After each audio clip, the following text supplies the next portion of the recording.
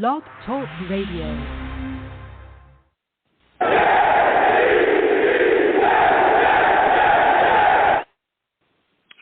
What's going on, folks? It's your boy Long Beach Joe, and I am back at it.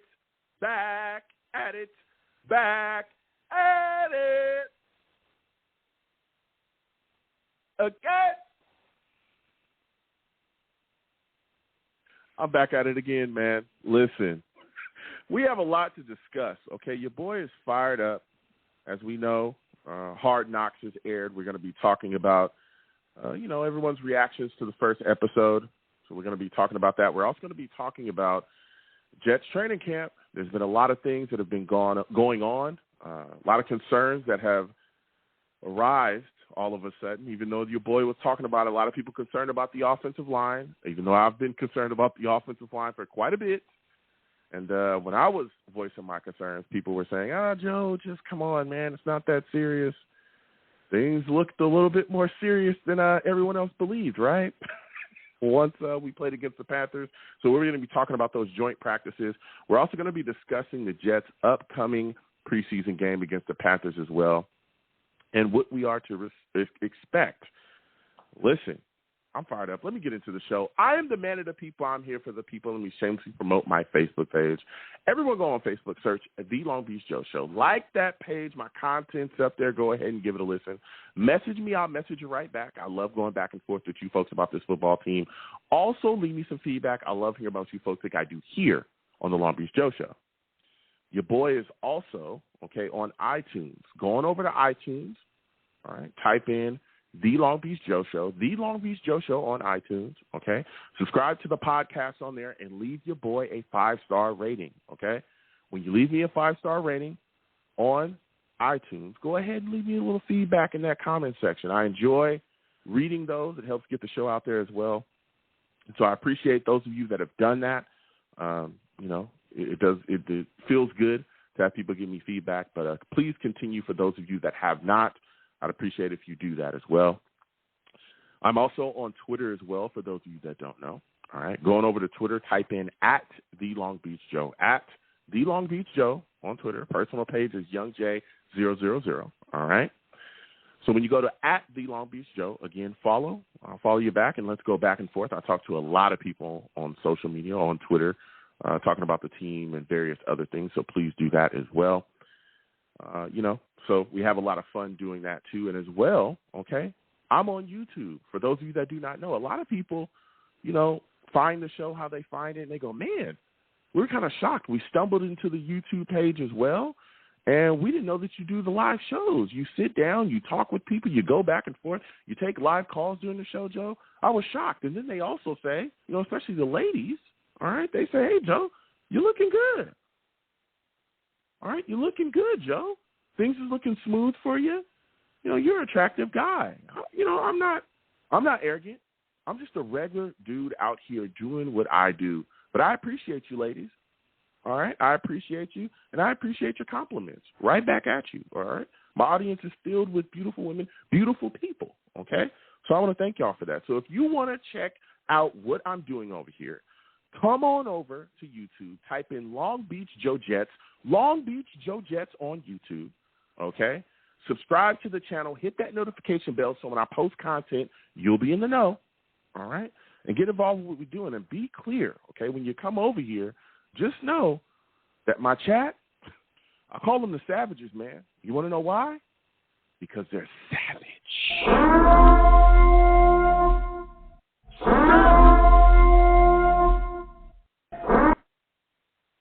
I'm telling you, man, listen, my chat is tough, all right?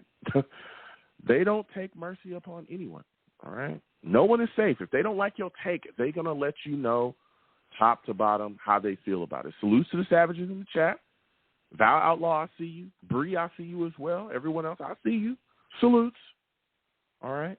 So come on over to YouTube, Long Beach Joe Jets. Subscribe, hit that notification bell, give the stream a thumbs up, and share my content across your social media with your friends and your family. I greatly appreciate it. All right? So we have a lot of fun over here. Oh, as well, Blog Talk Radio for those of you that are listening to on Blog Talk, / Long Beach Joe Show. So you can check the content out there as well. We have a lot of fun over here. So much to get into, so much to talk about. We're going to start with the Jets training camp, some of the things that have transpired so far. Man, oh, man, there's been some things going on. All right, as we know that we've had these joint practices with the Panthers, and things have, definitely started to look a little shaky. Jets mess. I see you in the building. Salutes.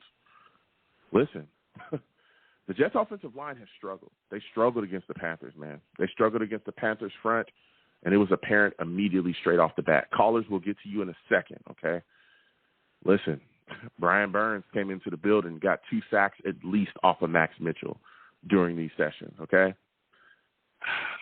Aaron Rodgers was surrounded with pressure all day against the Panthers, and boy, he was not happy about it. There was a lot of frustration coming from Aaron Rodgers as well. And let me tell you something, man. This line is looking shaky, all right? Max Mitchell and Turner are kind of all over the place. But the crazy thing is I've been concerned about this offensive line for quite a while, and I've voiced my concerns consistently. And when I did that, I was told, Joe, you don't know what you're talking about, man.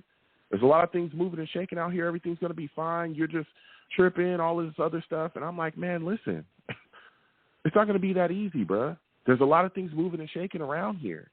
You look at the injuries that we've had in the past, guys coming back. You look at the situation that we have at our tackle position. Then you also got some guys across the offensive line that are going to have to prove this stuff, right? There's guys on this line that are going to prove it here, like Laken Tomlinson, okay? Laken Tomlinson is not who you think he is. If you think he was amazing last year, he was not. He was actually really bad. And he's one of the guys that we're looking to really take the next step this upcoming year, right? So when you look across this line, there's a lot of concern, okay, a lot of concern. And a lot of people are starting to say, because Robert Saleh even addressed the concern as well, and they started to talk about Dwayne Brown. Well, Dwayne Brown's not playing. Dwayne Brown's going to be back, Joe. Don't worry about it. Okay, cool, right? Robert Saleh even said he's going to be back. All right, cool, right? I'm cool with that. I can't wait for him to be back. But here's the deal. Even when Dwayne Brown was playing, right, it's not like he's Trent Williams. He wasn't like an unbelievable, like, top-tier tackle. He was solid. He was okay. But even he had some faults. And the big question about Dwayne Brown, one, can he stay fully healthy this upcoming season? And two, everybody's screaming he's going to come back. Well, when is he going to come back? When is he going to be back, dude? That's the big question. Saleh did come out and say that he was going to come back, at least before week 1. He's very confident that he's going to be ready for the season, which I get. But, again, this guy is coming off of a shoulder surgery, right? He's stepping onto a team in a position group where it is paramount that they gel. It is extremely important that the offensive line has time to gel, because that offensive line position, right? Any player, any spot that you play on that line, you have to have continuity. You have to know what the man next to you is going to do. They literally move as a unit. And if they don't move as a unit, the offensive line generally fails wherever it's at. Doesn't matter if it's the Jets or any other football team, right? Then you look at some of the challenges that Dwayne faces, not just with coming back in time and really gelling with the guys, but what about this new offensive scheme that we have here with Nathaniel Hackett? This is going to be his first time under the scheme. Is he going to have time to adjust and learn the quirks of the scheme and what's expected of him?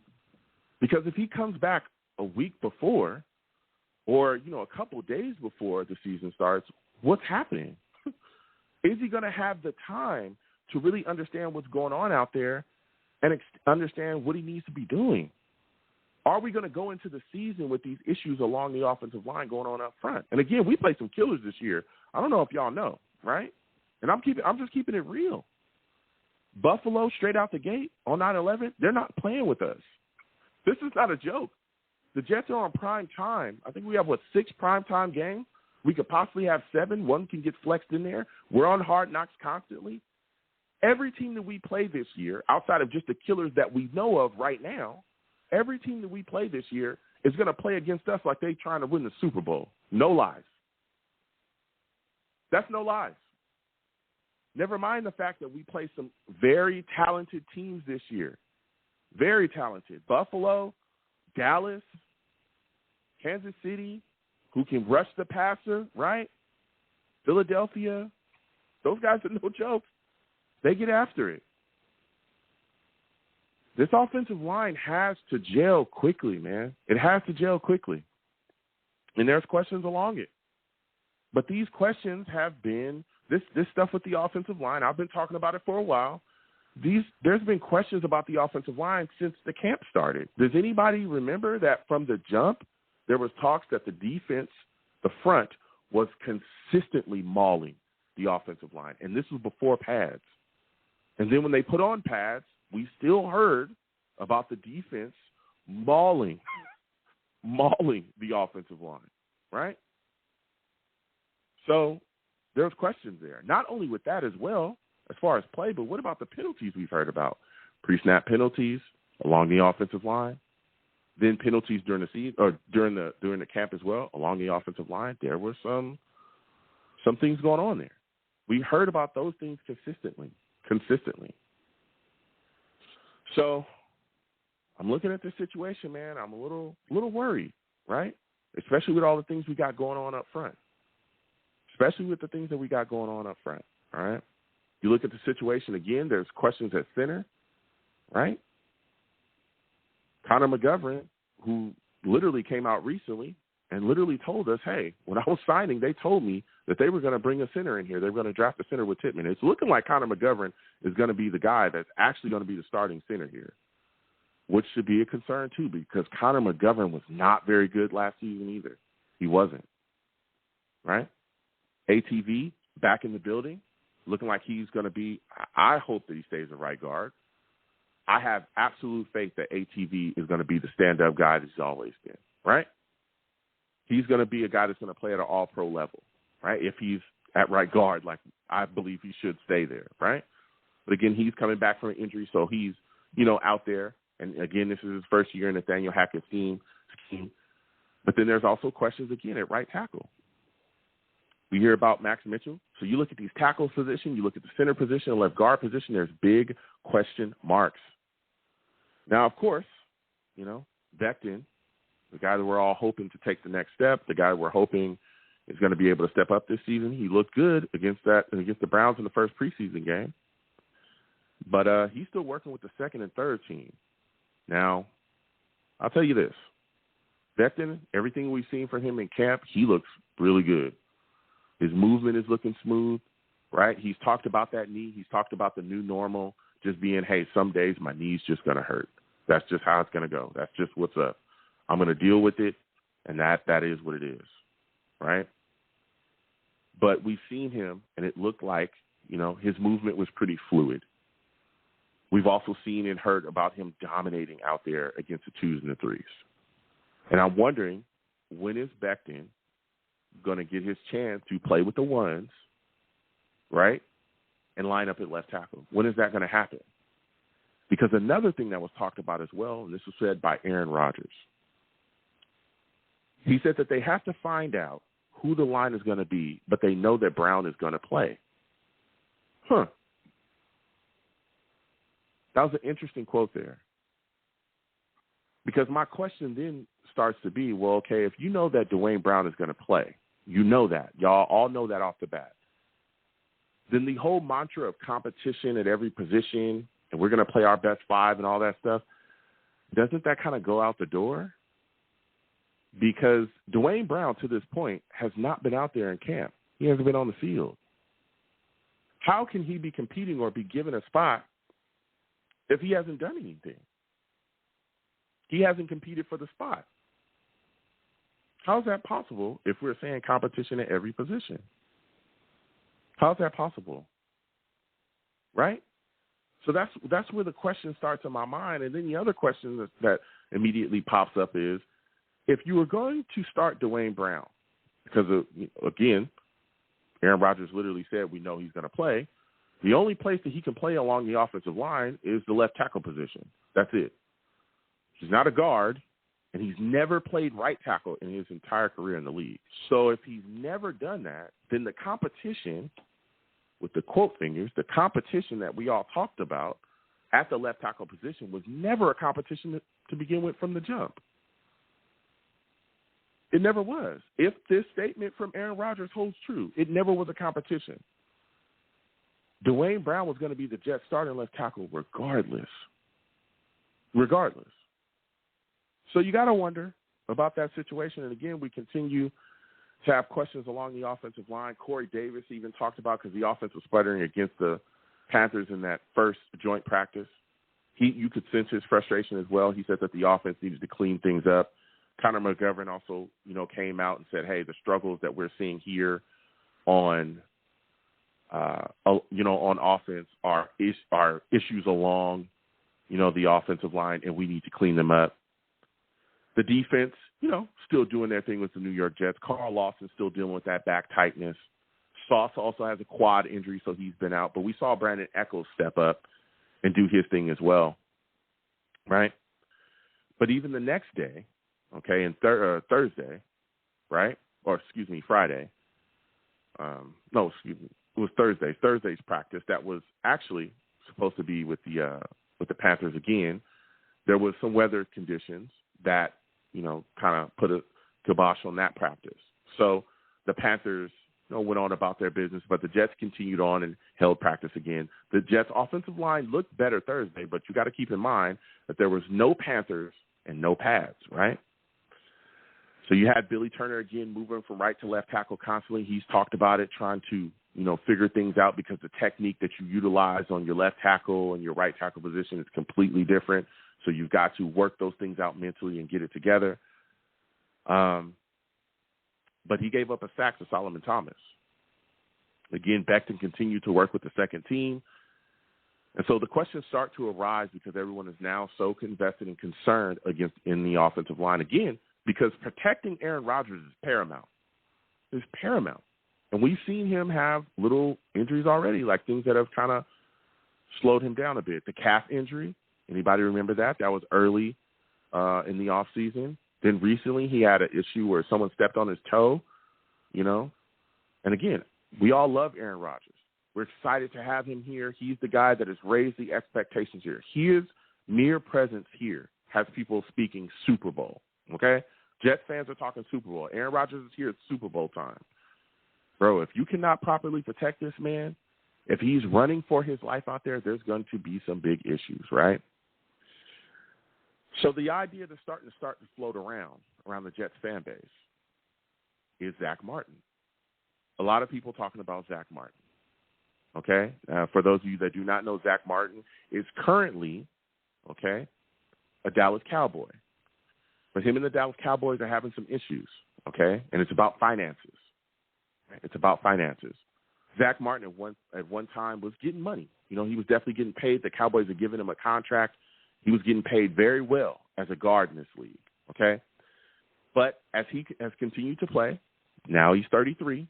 He's continued to play. He's still a great guard in this league. He's looked around, and he's noticed that the numbers for guards yearly has gone up and up and up and up, right? It's gone up tremendously. And so he's looked around at these other guys and what they're making, these top guards in the league, and he's like, hey, I need to be making what they're making. I need the money. I need to get paid here, okay? So he went to the Cowboys and basically said, hey, I want more money or I'm going to hold out. And that's what he's been doing. They're at a stance. And from the Cowboys' perspective, they're looking at it like, hey, we paid you at one point. We're not going to rip up this contract because you just want to rip it up and you just want to go on about your day and we want us to just pay you more money. No, you play out the contract that we signed to, the contract that you agreed to. We don't care what the numbers or what guys are playing for now. Play for what we got you on, or, it is what it is. We'll stand pat as well. We'll sit back, and you can either join us or we'll continue on without you, right? So at this point, they're at a stalemate. Keep in mind that Zach Martin is getting fined every single practice that he misses. He's getting fined, okay? But the Cowboys are not willing to, move. And so the idea of a team coming in and snatching Zach Martin away from the Cowboys has really started to catch fire. And the Jets are one of the teams that people are constantly talking about, possibly making a move for Zach Martin, bringing him in here, right? Putting him at guard, and then the likely candidate to move along the offensive line to kick out to right tackle has been ATV, okay? And we'll talk about ATV in a second because he's come out and said that he's willing to do this. He's willing to move to right tackle if the coaches want him to. We'll get to that in a second, though. But the question then starts to make, right, if New York Jets fans want to talk about this, and again, 515-602-9639 is the number. Call in. I will get to the callers in just a second. Okay, Savage is in the chat. I see you. Your questions will be addressed as well. Okay, put your questions in the chat. I will come to you guys as well. Okay? But the question then starts to be, if you want to make a move for Zach Martin, okay, if that's what you want to do, man, top guards right now in the league are getting paid $20 million a season, $21 to $20 million a season. I think the Falcons guard, he's getting paid $21. Quentin Nelson's getting paid somewhere around $20 million a season. That is a lot of money. That is a lot of money. That's a lot of money, man. That's a lot of money. You know, the New York Jets currently have $16 million on the cap available, okay? That's with Aaron Rodgers and that deal done. He gave back $35 million, as we know. And I think next season they have another $16 million available. So there's going to be a lot of finagling because, again, I don't know if Zach Martin would be willing to come in here and take less because it's all about cash with him to this point, okay? So you got to worry about that, his deal, what exactly he wants, and if he wants more than $20 million. Maybe he wants to be the guy that is the top guard. Keep in mind he's 33 years old. So you start to wonder, right? Father Time is undefeated. How long can he be one of the great guards in the league? Because if you sign him to a deal for the next, let's say, 3 years, but he really is only good for one, and then you get destroyed for the next 2 years because, again, Father Time is undefeated, that puts us in a situation. Right? That puts us in a situation. Then you also got to look at the kind of capital that you can give as well. You got to start to question that. If you're trading for Zach Martin, what exactly can you give away? What are the Cowboys going to want for a guy like him? They're going to want some significant capital back. They're not going to trade Zach Martin for nothing, right? They're not going to trade him for a bag of peanuts. So when you look at the New York Jets and what they'll have available as far as capital, we know that the deal with the Packers, I think it's if Aaron Rodgers plays fewer than 65% of the snaps that we give him a second-round pick. Listen, I'm going to simplify this. Aaron Rodgers, in my mind, okay, and I think every other Jets fan's mind, he is going to play like 100% of the snaps. unless it's like blowouts and stuff like that, bro, he's going to play a ton of snaps, right? Easily think he's going to play over 65 snaps, which will then do what? It will completely, annex our first-round pick. So we'll be at second round and down, right? So then what do? What if the Cowboys want a second and a third for him or a third? Like, what kind of capital would you be willing to give up? And then you also got to think as well when you were talking about trading for Zach Martin, the draft capital that we're talking about giving away for him, that was the draft capital that we were talking about needing the most going forward to continue to build around Aaron Rodgers and for the future. That draft capital that we're talking about giving up was the draft capital that we were talking about utilizing to address the tackle position. Okay? Keep in mind, I want to have this discussion, okay? I love this football team. I want to have this discussion tonight because let me tell you something. Mekhi Becton does not have a fifth-year option. He can walk after this year. Unless he's franchised. But he can walk after this year. Dwayne Brown is 38. He is not the tackle for the future. More than likely, this will be his last year. The New York Jets have some major questions going forward along the offensive line. And again, Max Mitchell against the Panthers didn't look good, but we've seen him have solid games during an actual season for a handful of games. But again, there's some injury questions surrounding him, too, because he did finish the season on IR. After that knee injury, he had blood clots, right? So when you look at the situation, a lot of people saying, okay, we should bring Zach Martin in, kick ATV out to right tackle. ATV has said that, hey, he's willing to make that move if that's what the coaches want. ATV, consummate team guy, going to do whatever it takes, right? Going to do whatever it takes to put the team in the best position to win. He does not care, so salute and respect to him. But Sulla has come out. And again, he was asked about the situation along the offensive line. As we know, there's frustration surrounding it. And he said that they have options to work things out along the line. He also reiterated that Dwayne Brown will be back, and his goal is to keep Elijah Vera Tucker at right guard, but they want to play their best five. So at some point, if putting Elijah Vera Tucker at right tackle is putting their best five out there, is their best option, they'll do it. It's big. It's a big statement. That's a big statement. So there's a lot of questions. And, again, I love ATV. I think he's phenomenal. Everyone knows I'm a big SC guy. I was talking about him constantly as being the best guard in the draft that he came out in. We know that, well, even for those of you that do not know, he's played tackle before, left tackle, right? So he's been out there at tackle before. But in the NFL, he's a guard. He can play tackle. We've seen him play it along the Jets offensive line, right tackle and left tackle. We saw that before he went down in the season. But let me tell you something, man. I want to keep him at guard because that's where he is unbelievably dominant. And I think Elijah Vera Tucker this season is going to really show people why that he should be talked about more in this league as one of the guys that is really one of those dudes along the offensive line, because I don't think he gets enough praise, especially league-wide. And we can talk about that just being a Jets thing, but Elijah Vera Tucker does not get talked about enough when they talk about elite offensive linemen in this league. He doesn't get talked about enough. So we'll be discussing the offensive line. Again, a lot of people talking about David Bakhtiari as well, an option, possibly make a trade for. He plays for the Packers. But let me tell you something. That Packers road is paved with some issues. We all know that the Packers aren't necessarily happy with the situation with the Aaron Rodgers stuff. We saw how that worked out, right? That dragged on for forever. I don't necessarily think they'd be too open to helping the New York Jets.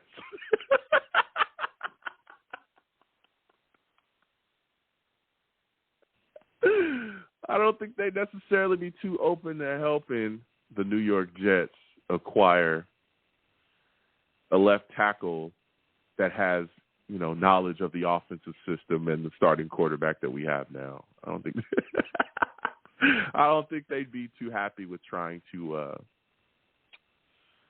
try to help the New York Jets out in this situation. Packers fans, I know for a fact, wouldn't be too happy. I've still got Packers fans on my back for no reason because Aaron Rodgers is here. They just attacking me. I don't even pay attention. I'm not even doing anything. They just always want to talk crazy to me. I'll let them continue. But that option is out there as well. A lot of Jets fans screaming for that. We'll be talking about that. Otherwise, Aaron Rodgers has looked, really good. He's looked like Aaron Rodgers. Okay? He's out there making crazy throws, all right? He made a throw to Malik Taylor, a wide receiver that is stepping up and stepping out, all right? Showing up and showing out, okay? Malik Taylor made a great catch. It was a great throw from Aaron Rodgers. It was a great catch, phenomenal. For those of you that do not know, go check that out, okay? All right. Also, Garrett Wilson was back, okay, at practice and looking good. He's cutting on that ankle. Looks like everything's fine, okay? So excited to have him back into the fold. We know that Jason Brownlee suffered a neck injury. We'll see what happens going forward with that, but from all the talks around it, it seems like it's positive that he'll be back soon, so we'll see. But Jason Brownlee's another guy that's been stepping up and stepping out. Salute to Shawida. Good to see you in the building as well. And again, Sauce still dealing with that quad injury. Carl Lawson still dealing with the back injury, so he missed the most recent practice. John Franklin Myers and DJ Reed making plays out there on defense. Oh, boy, oh, boy. And so is Tony Adams. Tony Adams has been doing his thing, too. Sulla did say that Tony Adams and Amos are competing for the starting safety position, free safety position. But in my mind, man, it's Tony Adams' position at this point. That guy he's been showing out in camp. He truly has. And everyone is talking about him and what he's bringing to the table this season. And I'm excited to see him because he's the guy that really started from the bottom. Now he's here. Okay. He started from the bottom. Now he's here. All right. And he's putting on. So exciting to see a guy like him step up into a position that was also a question mark coming into this offseason. A lot of people concerned, especially after Clark went down. So we're going to be going to the callers now. 515-602-9639. 515-602-9639 is the number. Call in. We're taking our callers again. When you call in, for my new callers, Don't call in and curse on my show, okay? Don't do that. I'll get you out of here. Fast, okay? Fast. I'm talking fast. We got Adam Gaze out of here. I'm so glad. Whew. I'm glad he is gone. All right? It's a different time and a different day. Jeez Louise. All right, please give the stream a thumbs up if you haven't already. Subscribe, hit that notification bell so when I post content, you'll be in the know. We got a lot to discuss, and we're going to hit these lines, all right? First caller I'm going to go to, all right, because we got a lot of callers on the line, and we will get to everybody. Trust me, okay? Trust me. First caller I'm going to go to my guy. I believe this is Rusty. We're going to go to Rusty, all right? I'm going to go to Rusty first. Steve, Tim, other callers as well. Hold on a second. Now, before we even let Rusty talk, let me let y'all know, Rusty, that man's a savage.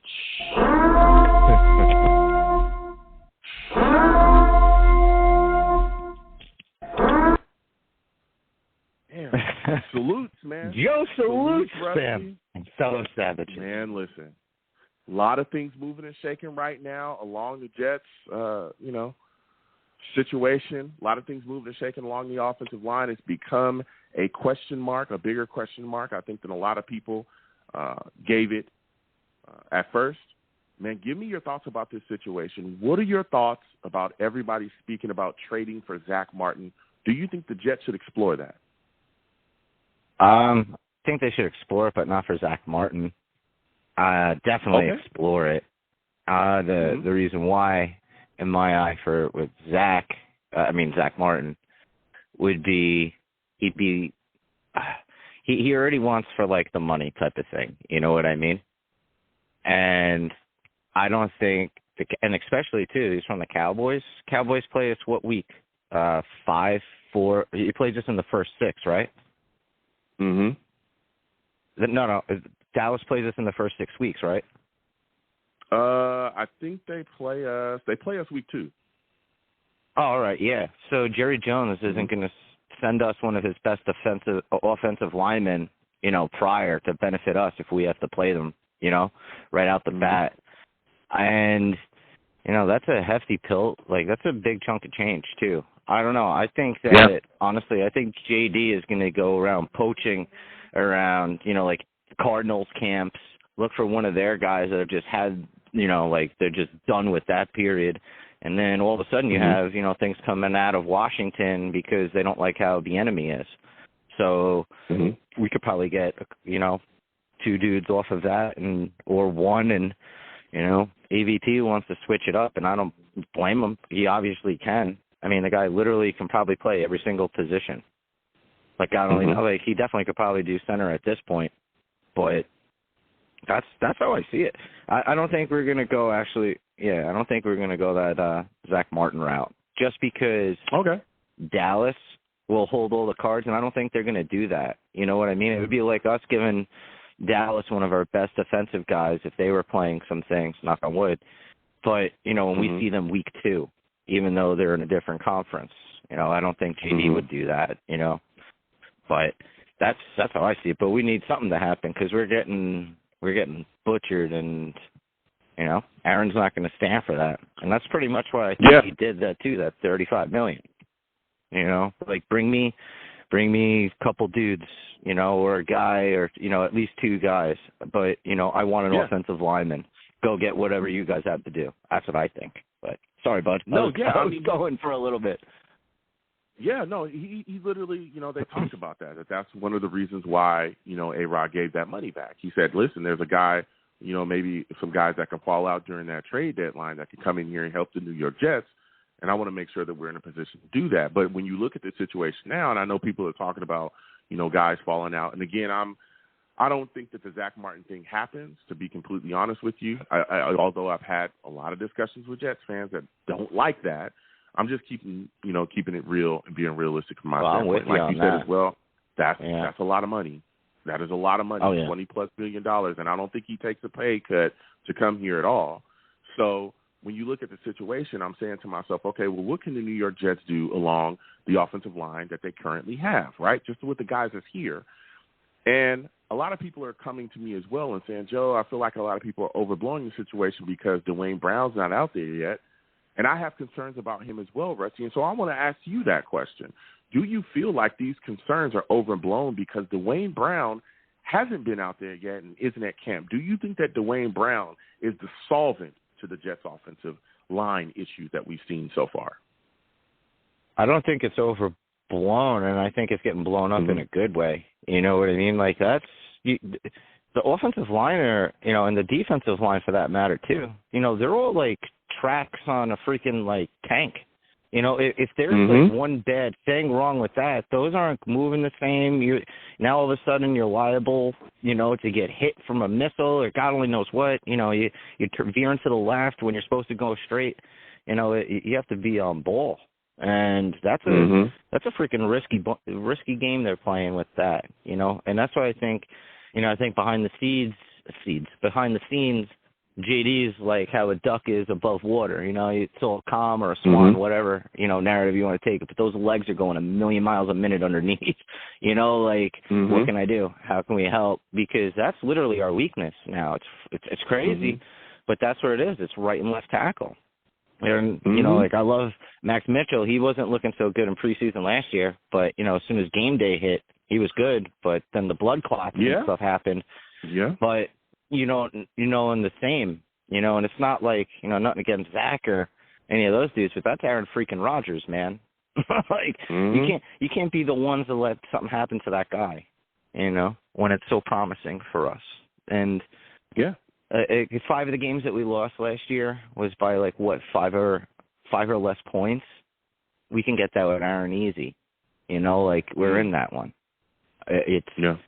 We have to do something, and I hope he's looking into, those types of training camps to where it's like the Cardinals, the Commanders, where they're not, they don't think that they have a shot. There's some veterans that are like, hey, I want to be gone. But then what do we give up in a trade too? What would we give up to get Zach?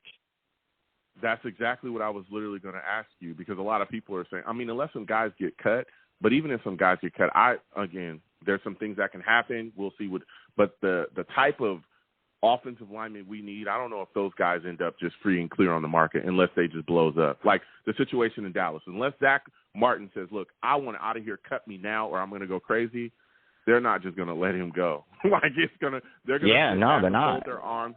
Yeah, so I think that the New York Jets at this point really have to work with the guys that they have, unless, they can make a move for something fairly, cheap as far as draft capital, not giving up too much.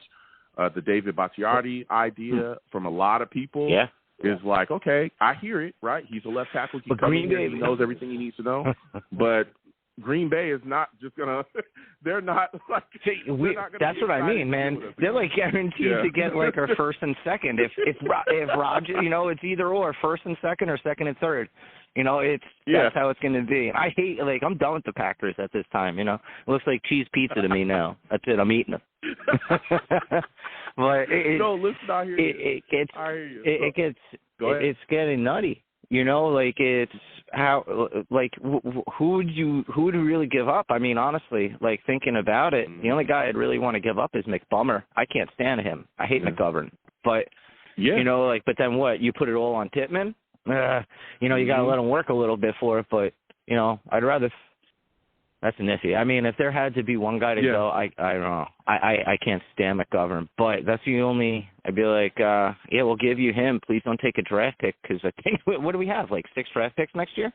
Something like that? Yeah. Something not good. Yeah, something like that. And, it's going to be a lot of questions, and then there's some things you can do along the offensive line, maybe shake it up. Maybe you put Tittman at center and move Connor McGovern to guard, as we know he's done that in the past, and then you move ATV to right tackle, or there's so many things you can do, but then the question starts to be, it's like, okay, well, what about Mekhi Becton?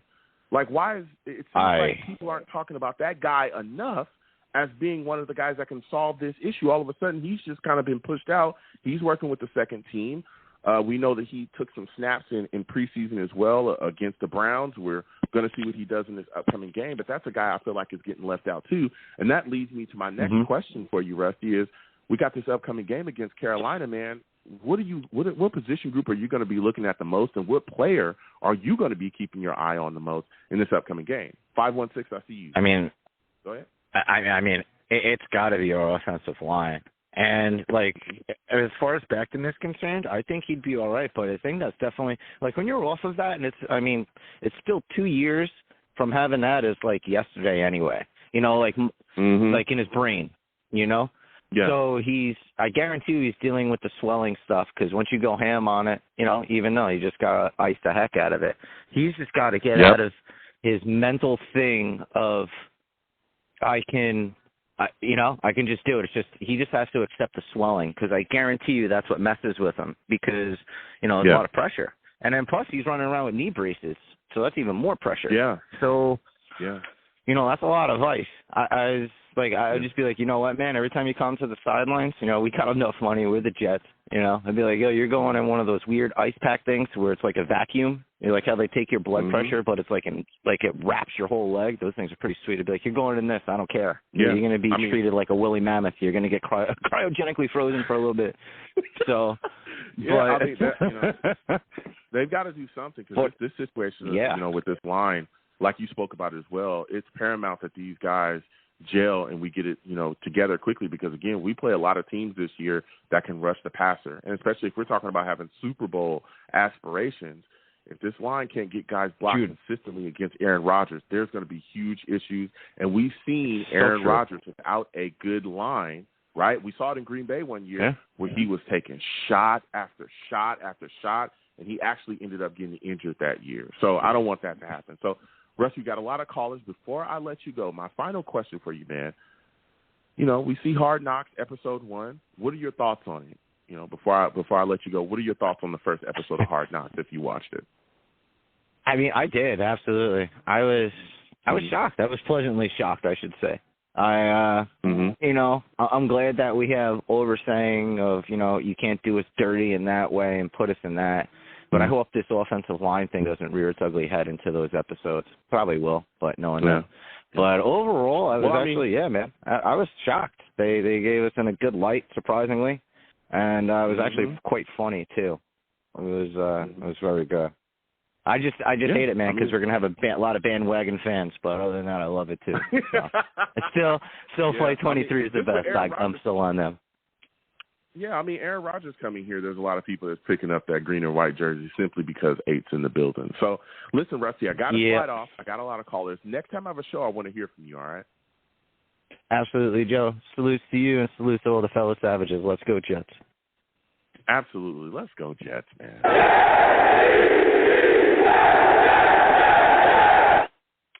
Again, the number to call in is 515-602-9639.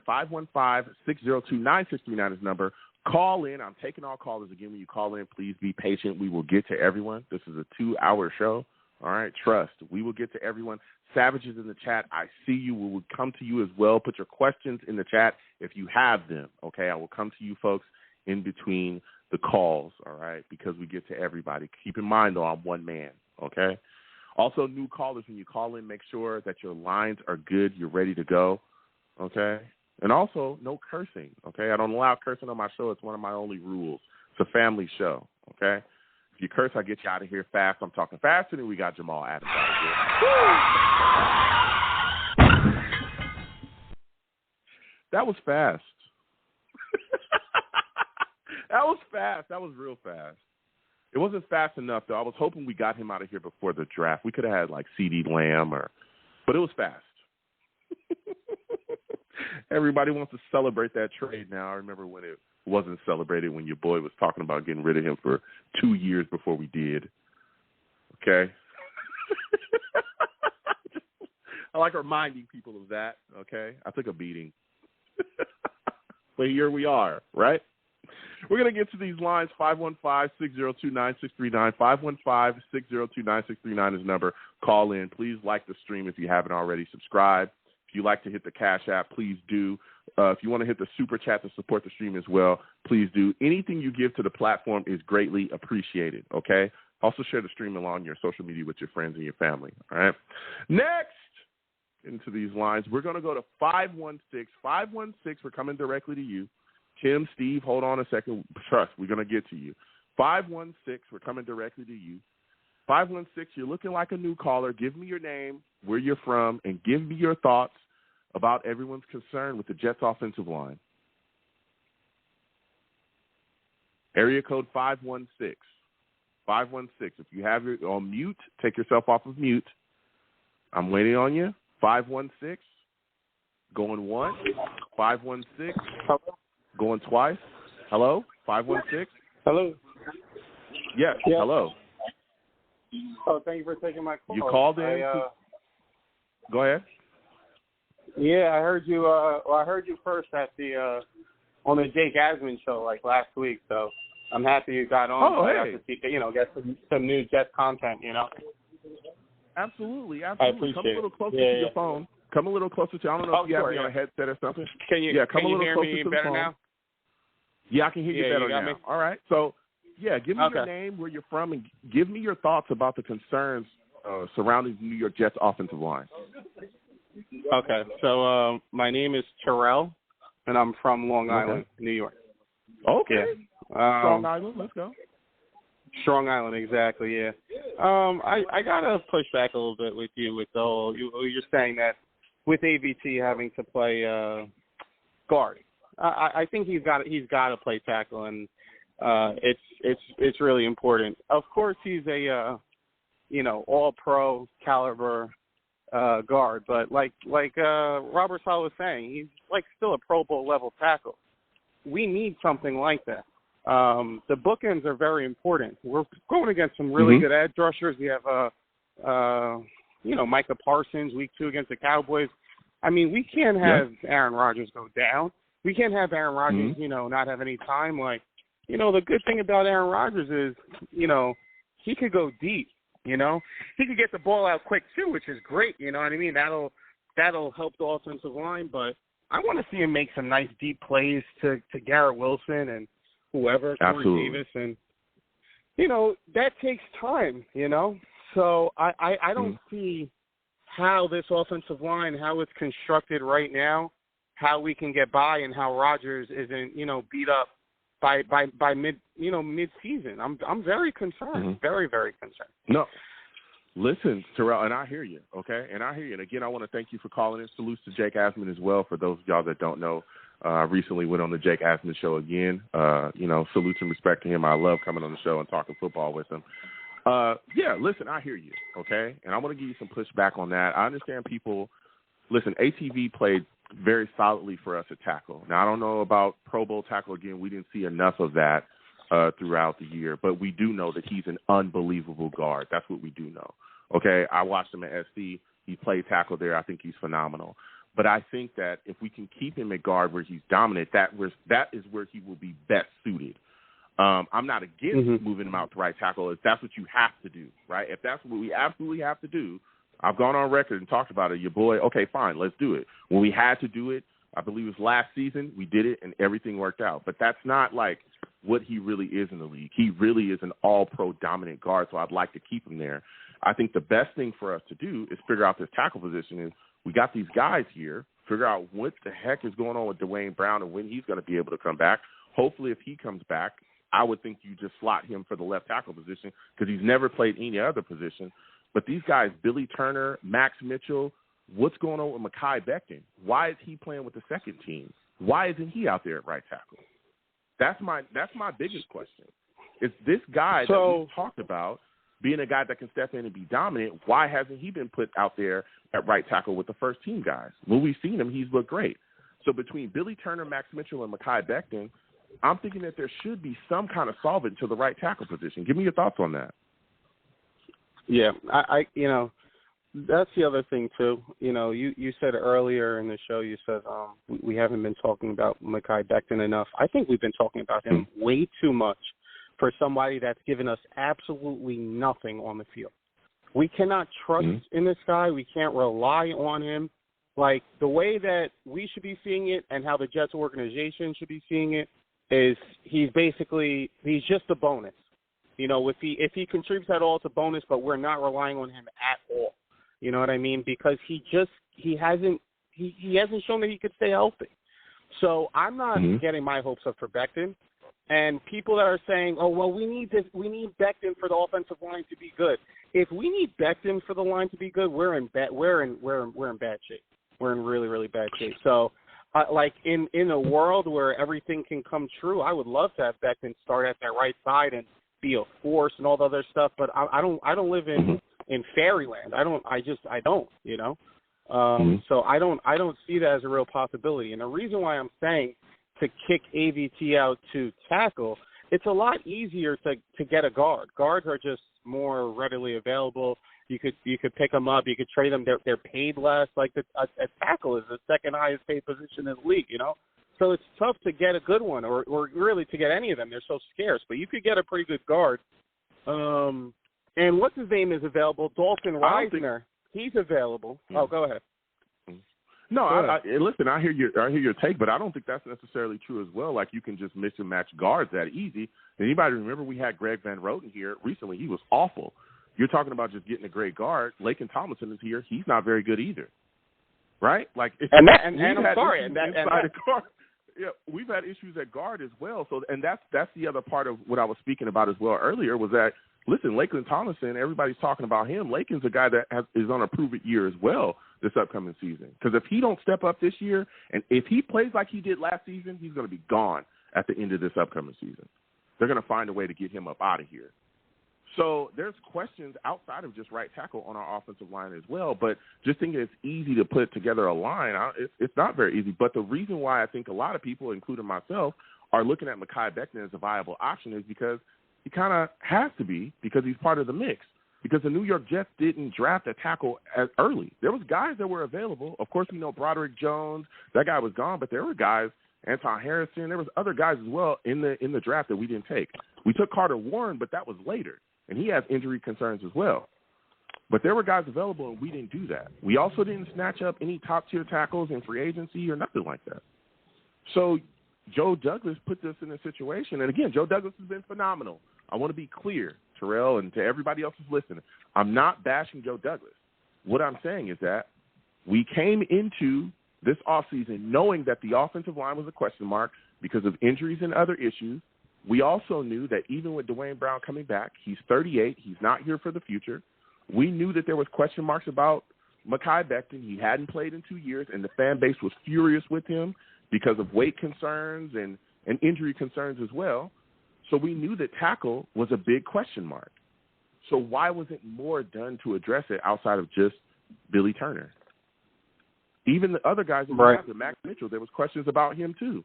This is just, again, I'm speaking here to the people. We knew that Max Mitchell was a concern this last season. He finished the season on IR. He had blood clots, and before that, he had a knee injury. So everything that I'm talking about right now, I've been talking about since the offseason. So that's why I think that a lot of people are looking at Mekhi Becton because not only is he back in shape physically, we see him, he's phenomenal, but he's back upstairs mentally, he's in shape, and the confidence is building in that knee. So the question mark starts to, okay, he's looking smooth, he's looking good out there. Why not try him at right tackle with the first team and see what he can give you? Because he's the guy that's the missing piece. I believe that in his brain, I'm going to throw it back to you, Terrell, to get your final words before we move on. Mm-hmm. I believe in his brain he knows that left tackle position probably gone, especially with Aaron Rodgers coming out and saying that we're going to play Dwayne Brown. I don't think Aaron Rodgers would say that unless he was tipped in that Dwayne Brown's probably going to be the starting left tackle because they're just going to have him out there starting. Even with Sulla saying things like, Dwayne Brown's coming back, we're going to figure things out, right? So why not put Becton out there? I'll give you the final words on this questions along the offensive line. Go ahead. Thank you. Yeah, I got to say, first off with the whole, the state of the offensive line right now, Joe Douglas has been great, and I love Joe Douglas, and I'm sure you do, but when he was hired, that was his specialty, was the O-line, and that's what made me so excited about us getting him was, okay, we're going to go back to how it was like Mangini, how he built the team, like inside out, like the offensive line is going to be really good and the defense line is going to be really, and then we're going to have a good team, and that hasn't really transpired. Now, thank goodness he's drafted well outside of that. he's got Sauce and Garrett Wilson, all these other guys, and, you know, he's built a pretty good team. But what he came here to do, he's failed on. And you mentioned a couple of them, Greg Van Rotten. I'll call him Ryan because he's been terrible. Him and George Fant. No, seriously. And Laken Tomlinson and all these guys. Connor McGovern and dud after dud after dud after dud. And it's like, holy cow, can we get something going here? So, I mean, we have to, you know, at least, you know, give Joe Douglas a little bit of grief about that. Like, I mean, you got to get this together. This is your forte, your specialty. But just to talk about what's going on now with Becton, Robert Saleh he gave an interview and he's saying, you know what, he was saying they're kind of handling him with kid gloves, you know, like he has to do the little things first. He has to show that he can get through a full game. He only played like 7 or 9 snaps or whatever. They wanted him to play 25 or something. So he's got to show these little. Right. So if he could show these steps, and he's got to, you know, he even says like he's got to get through a full week of practice. If he could do those little things, then I think that he could be in serious contention to be, you know, on the starting line or whatever. But I got to tell you, I think he's cut. I think he's either cut or traded for a late round draft pick. I don't see him on this team at all. I think they're fed up with him. I think they're tired of the what if. Is he going to play? Is he not? Oh, he's going to get hurt again.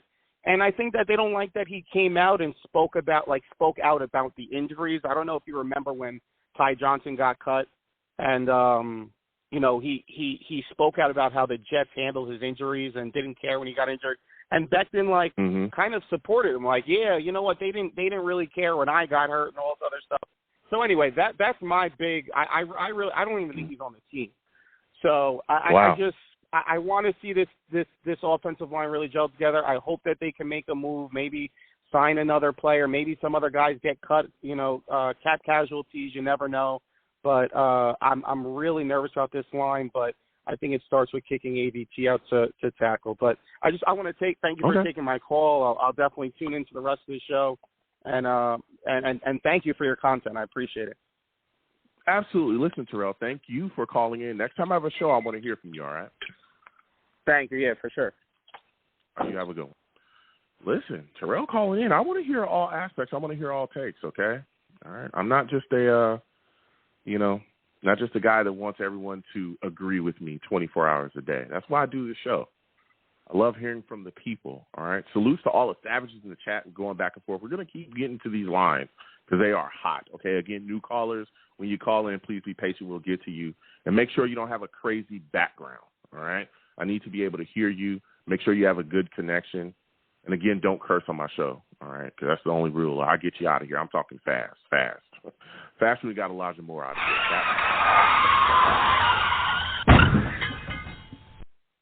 That was fast.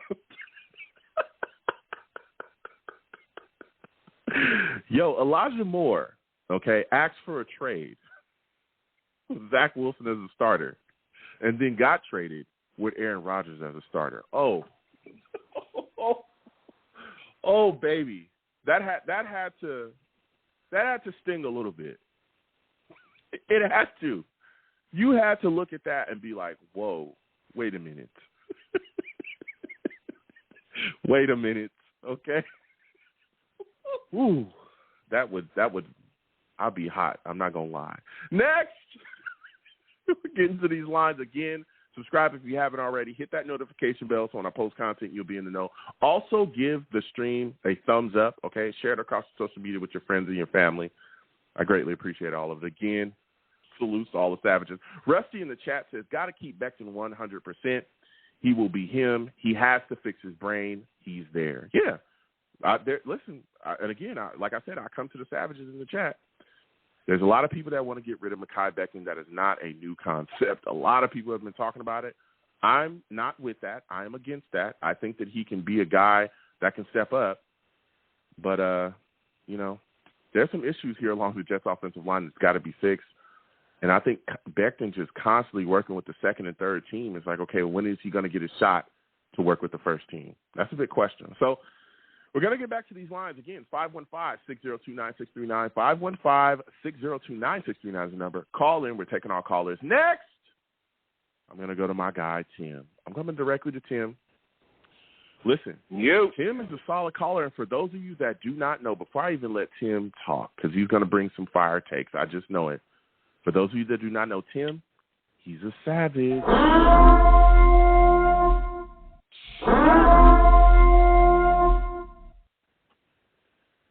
Damn, Tim. All right. Man, we are talking.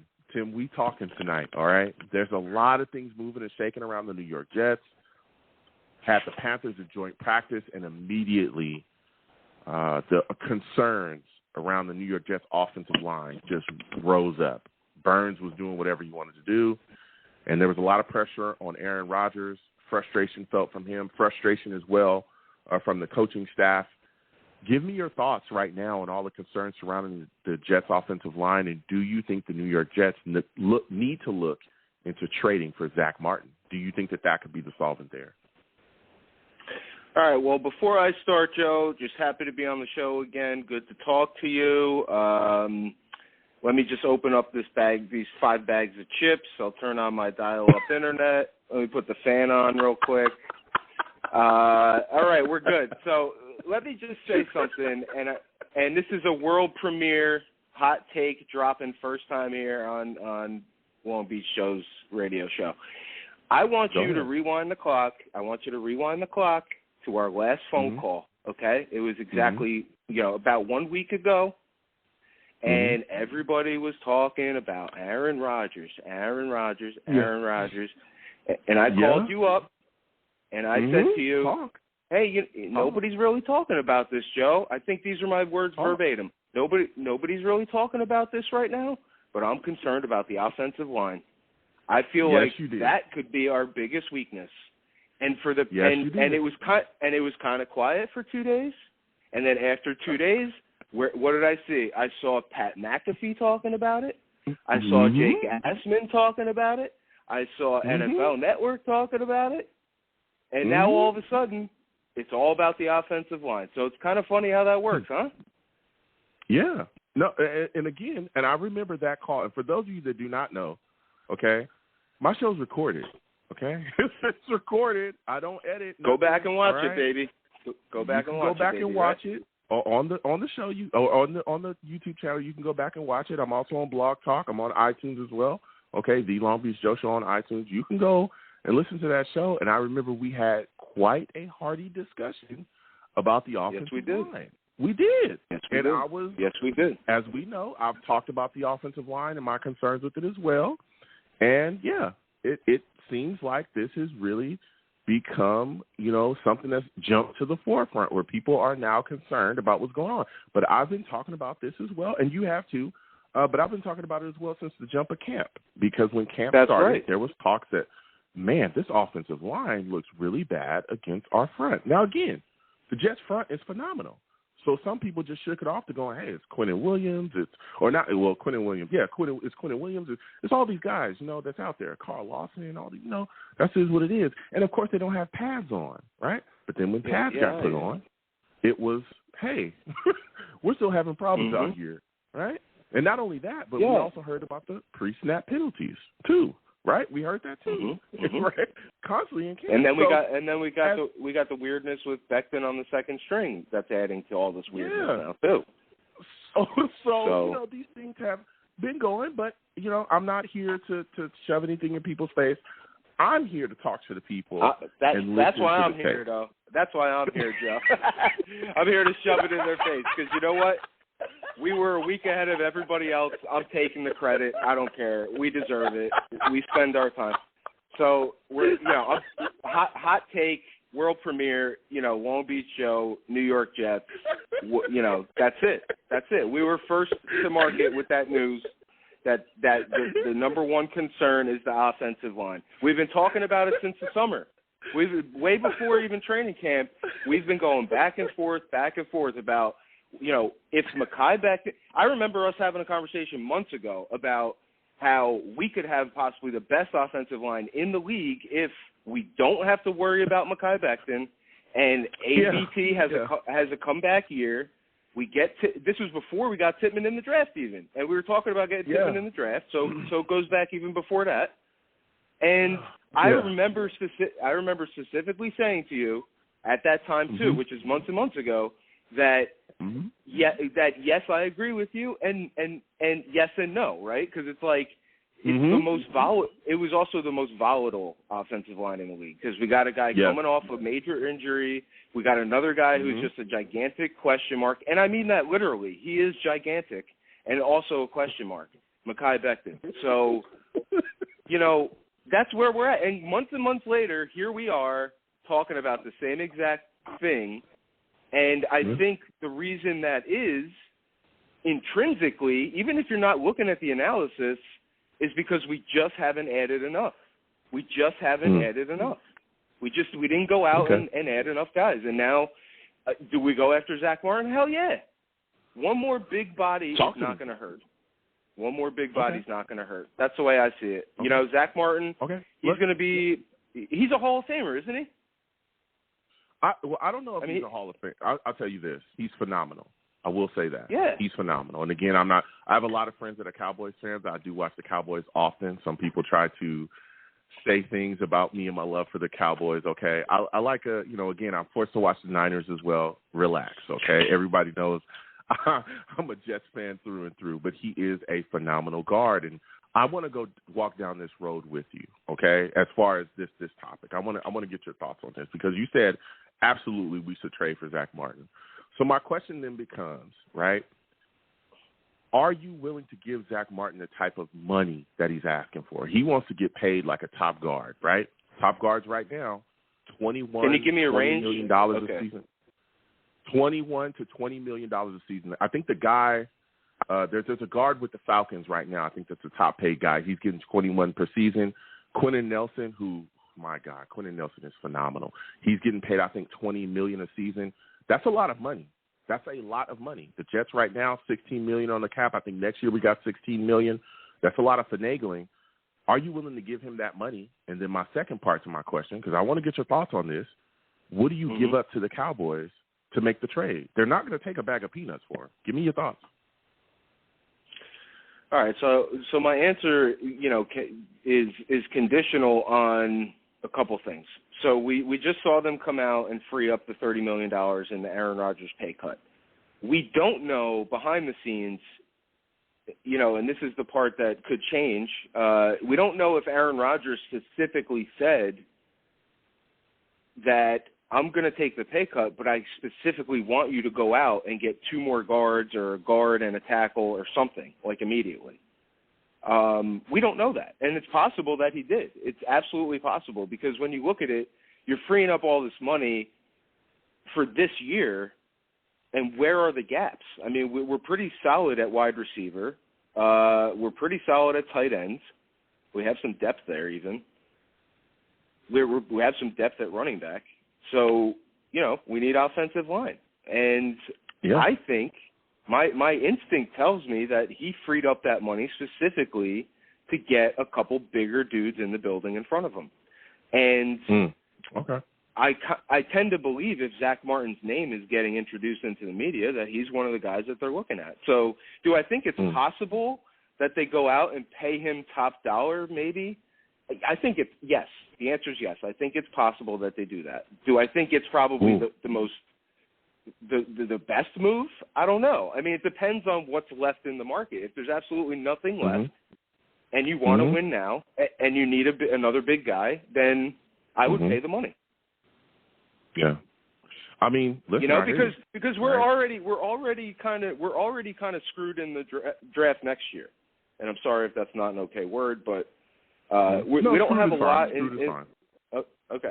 don't have a lot in the draft next year already. So it already seems like, what do we have to lose at this point? It's clear that they're going all in this season. So there's going to be fallout next year regardless, just like there is with any team that tries to put together, this type of juggernaut. So, hey, add the guy, let's go for the gold. The difference is what, Joe? Like $6 million? Like if we get a guy on the lower end, what's he going to be, like 14 a year? Yeah, I mean, but and again, I think we're talking about bringing in guys. I remember when we were hurting at tackle after our starting tackle had went down.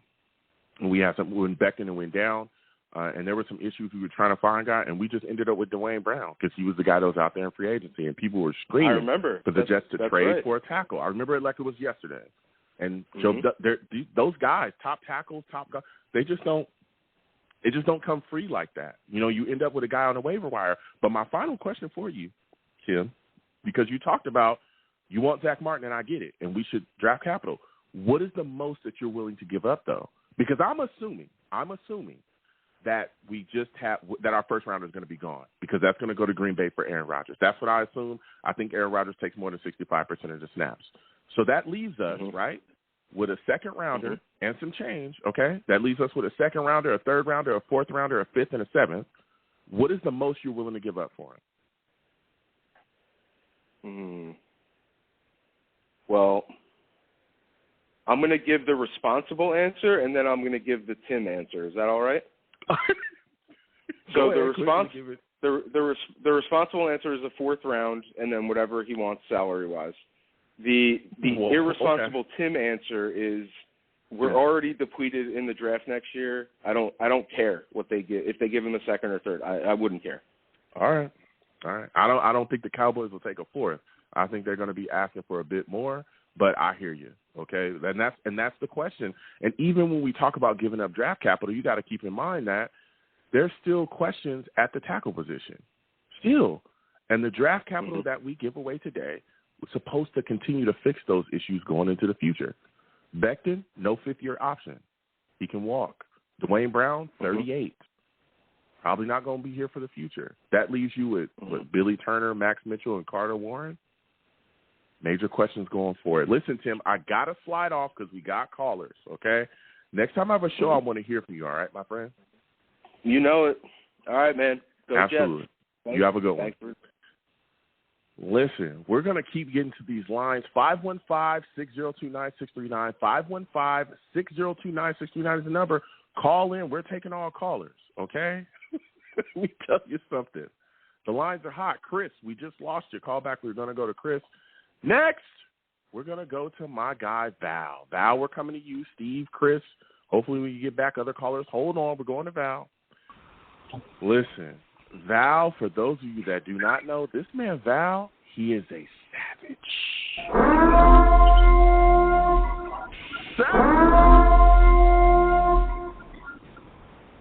Val, salute. I want to thank you. What's good? Val, listen, we be talking that talk, man. People are questioning the Jets' offensive line now ever since the joint practice. What are your thoughts on this situation? What are your thoughts on people saying that we should kick ATV out to right tackle? Man, listen, it's looking like that, man. If we don't get something done, I definitely feel like we have to, address that situation because it's definitely every time. Listen, this whole show has been about offensive line. Every time we talk about offensive line, you know what this reminds me of? Just like a video just stuck in my head. It's when Mike White got speared in that Buffalo Bills game. Yes. And that is what's scaring me right now because we've been having an offensive line issue since forever, since the Mark Sanchez era, basically. That was the last time we had a good offensive line. But other than that, man, we really have to get something done. I feel like we have to get some free agents. You see that Aaron Rodgers, he took a $35 million pay cut. I know we're trying to get the Dalvin Cook situation together. We're going to see what's going to happen with that down the line because we do have to probably address the running back position because we don't know if Breece Hall is going to be ready. But before we even talk about that position, we got to really address the offensive line because, yes, they're not going to be able to box they're not going to be able to box the line and stuff like that because we got Aaron Rodgers. We actually have a quarterback. But when it comes to, running the ball effectively and passing and at least give Aaron Rodgers some time to throw the ball, which he will have time. But we want to give him extra time and have him that protection. Because, listen, man, after I just watched the playoffs and watched the Super Bowl, it was all about pass rushers getting to that quarterback. And they have some real good pass rushers. I mean, man, you seen what happened to the Giants when they went against the Eagles? There's your example right there. That's why you have to have a good offensive line. So we have to address that, and I feel like we are falling asleep. We're already in August. We're in the beginning of August. They're probably going to reevaluate what's going to happen in this game, but we definitely have to address that situation this time around and stuff like that, especially next week. And I can't wait to see Hard Knocks, about this situation, because we're going to get more in depth, and of course on Jets Drive and stuff, which has been very good, by the way, too. Yeah, listen, and we'll talk about Hard Knocks a little bit later, but yeah, I mean, One Jets Drive has been doing their thing as well. That whole Flight 23 thing, our whole Jets media really has been doing a really good job covering the Jets, and really stepped up production-wise and all of that. I really like the Jets, stuff that they're doing for their media department. I really do. When I catch it, I really enjoy it. So I want to give them their love as well. But going back to this Jets offensive line, there's a lot of question marks going forward, and I want to get your thoughts on this, man. A lot of people want to make the move for Zach Martin. Is that a guy that you want? A lot of other people want David Bakhtiari as well. I mean, what are your thoughts on those two guys? Who would you want to take if you see the Jets making a trade for either one of those guys? I'm going to be so real. I don't really know particular because I don't really watch a lot of Cowboy games, and I heard there's a guy on the Saints as well too that's actually good as well.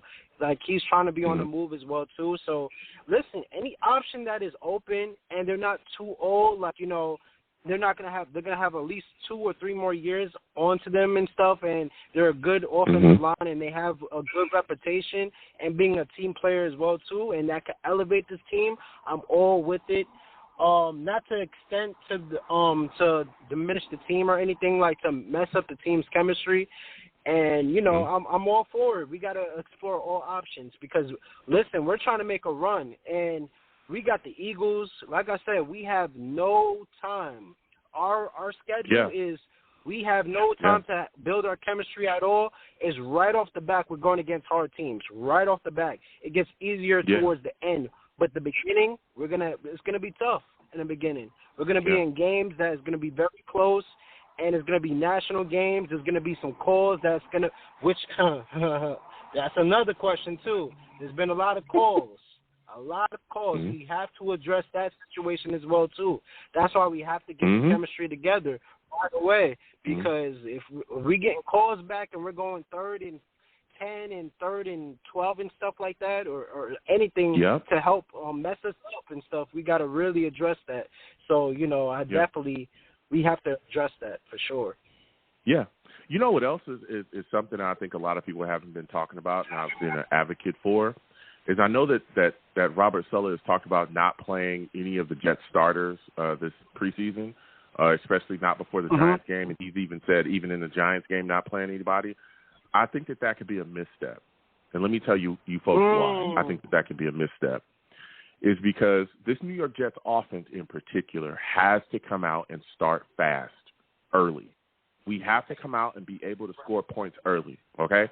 Now, again, we're already struggling on the offensive line, but you have to keep in mind that Nathaniel Hackett just brought that new scheme here. So there's a lot of ticks, a lot of things that guys have to understand and go out there and execute today, especially with the expectations that we have to be a Super Bowl contender, right?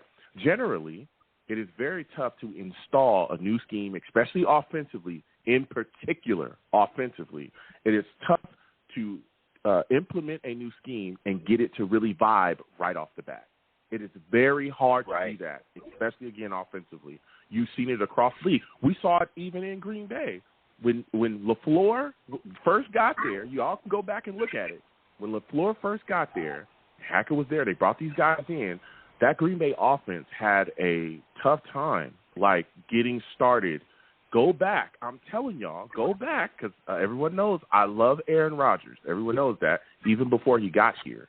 Go back and look at that first season, him and LaFleur. Go back and look in December about their offensive struggles, how guys were running the wrong routes. Guys didn't know where they were supposed to be. There was issues along the up front, too. Some guys were missing blocks. That's just stuff that happens, right? So absolutely. if you're not going to play your starters, right, in the preseason, and I'm not saying playing for the whole game, before y'all tweet me, No. I'm not saying play them for the whole game. That's not what I'm saying. At least a quarter. I'm saying I'm just saying a series. Give me a series, right. okay? Give me a series or two where you're out there, because there's only like a handful of guys that truly know what it's like with Aaron Rodgers under center in this offense, functioning at 100% during game time with a defense, an NFL defense, trying to take your head off. It's Billy Turner, of course, Aaron Rodgers, Tim Boyle, Lazard, Cobb, and Nathaniel Hackett. Allen. And Alan Lazard. That's. It's only. What about all the other guys? We talking about Garrett Wilson. He's missed time during practice as well because that ankle injury. He's coming back. We talk about the issues along the offensive line. They've also had a lot of pre-snap penalties as well. Learning this new scheme, right? We got all these guys: C.J. Uzomah, Tyler Conker. All these guys are new to this offensive scheme. They need to be out there together and need to know what it feels like to have 8 under center, so they can get that familiarity. Because if you're out there, again, you're still trying to get the scheme together in your head, and you're thinking about where you have to go, you're not going to be able to play fast because you're going to be thinking, right? So that's my thing, and I think a lot of people are not talking about that. A lot of people are not talking about how, hey, this like not playing these guys in preseason for at least a series could end up hurting them, because we come out the gate against the Bills, and they are not going to play around. They're not joking. Oh, no, neither is any other team. And they've been playing. Neither is any. Neither is any other team we're gonna play. Right. Yeah, no, neither is any other team we playing. They're not joking. They gonna come out. Everybody has us circled on their schedule as we're playing them like this is the end of the world. We gonna play them like it's the Super Bowl. Okay? Like seriously, even the teams we think are trash are gonna give us their best because it's the Jets. Mm-hmm. We on Hard Knocks. And we got 6 primetime games. Yep. And we on NFL Network, CBS, NBC, ESPN, any TNT, ABC, whatever, the home cooking network, all place. The national games. Everybody. We everywhere. Okay? Everywhere. Nowhere to hide. We everywhere. So to come out and start cooking quickly, especially, again, when you playing teams like Kansas City, them boys get off the plane up 28. You better be ready to go. Because if you ain't, they're going to put it on you. Give me your thoughts on that. I don't want to go on forever because I want to hear from the people. Give me your thoughts on that. That take, Val. Oh, absolutely. No, listen, you was preaching. I was letting you preach, man, because, listen, we have to stop babying these players as well, too. We did not have a mini camp, right? Was it the mini camp? Or something like that. Yeah, no rookie minicamp. Yep, no minicamps. Talk.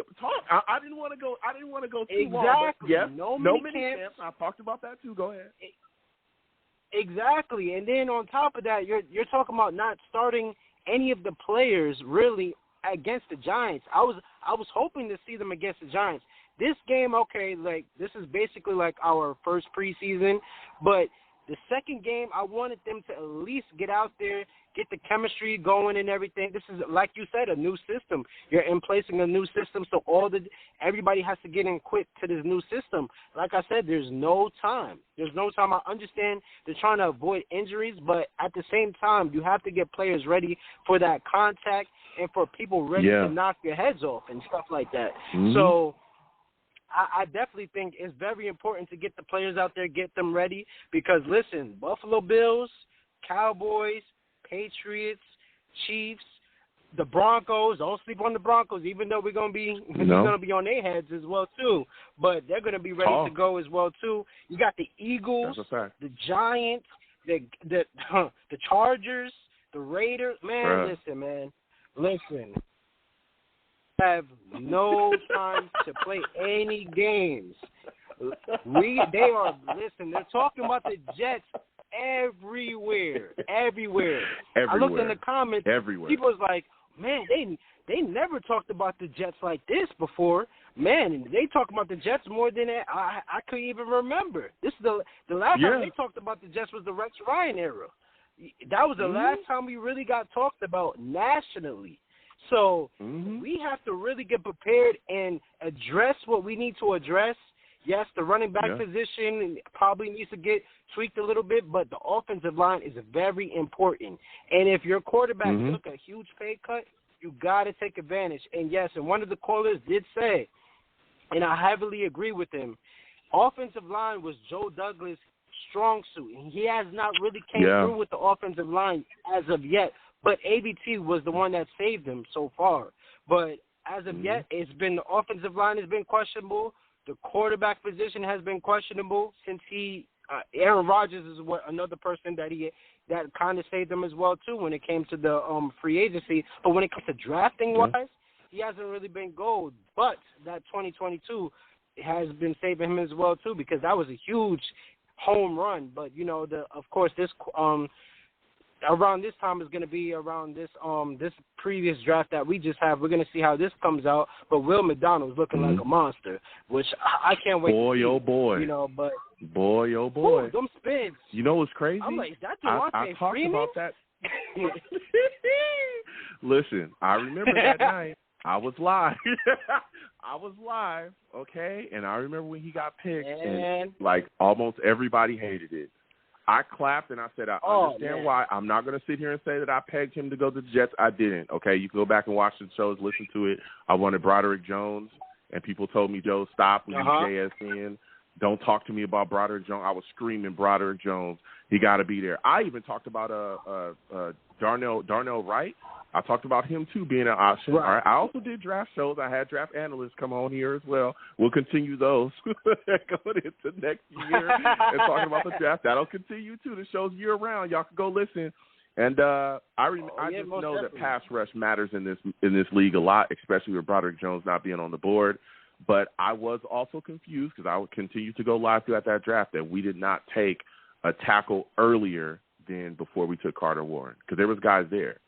Harrison was there. There was other guys that were there, too. Dawad Jones, remember? Dawad Jones sliding? We were like, what is going on here? Why does anybody take him? I remember talking about him, too. And there's big questions. And especially after Mekhi Becton not getting that fifth-year option, I was like, what's going on here, But, you would have thought we was getting an offensive tackle. Yeah. Yeah, I'm saying. But so, there was questions there. But, we're going to continue forward. We're going to see what happens. There's a lot of things moving and shaking against the line. Maybe Max Mitchell again. Maybe it was just something against the Panthers. But this line has major questions on it. And, again, people are just talking about that tackle position, which has been a concern since the offseason started. But there's questions at the center and guard position, too, because Connor McGovern, not good last year. And neither was Laken Tomlinson. No. Ooh. Laken Tomlinson was bad. People was busting through that offensive line, man. Oh, man. Bruh, people was busting so through that bad offensive line. And the flags as well, too, man. It's like we're really not addressing the penalties as well, too, because that has been a huge problem. We've seen this previous preseason, but those are not the offensive tackles that's going to be, those are not the offensive starting caliber players and stuff like that that's going to be out there, but still, that's still a problem, and we have to at least address that situation. So that offensive line coach, he has to be on top tier. He has to be on his game because this year we're trying to go to the Super Bowl. And if you're trying to go to the Super Bowl, you have to make sure your offensive line is on point, and you got to make sure your defensive line is on point. And we don't have to really question the defensive line. I think that's going to be pretty good for us. But the offensive line definitely has to step up.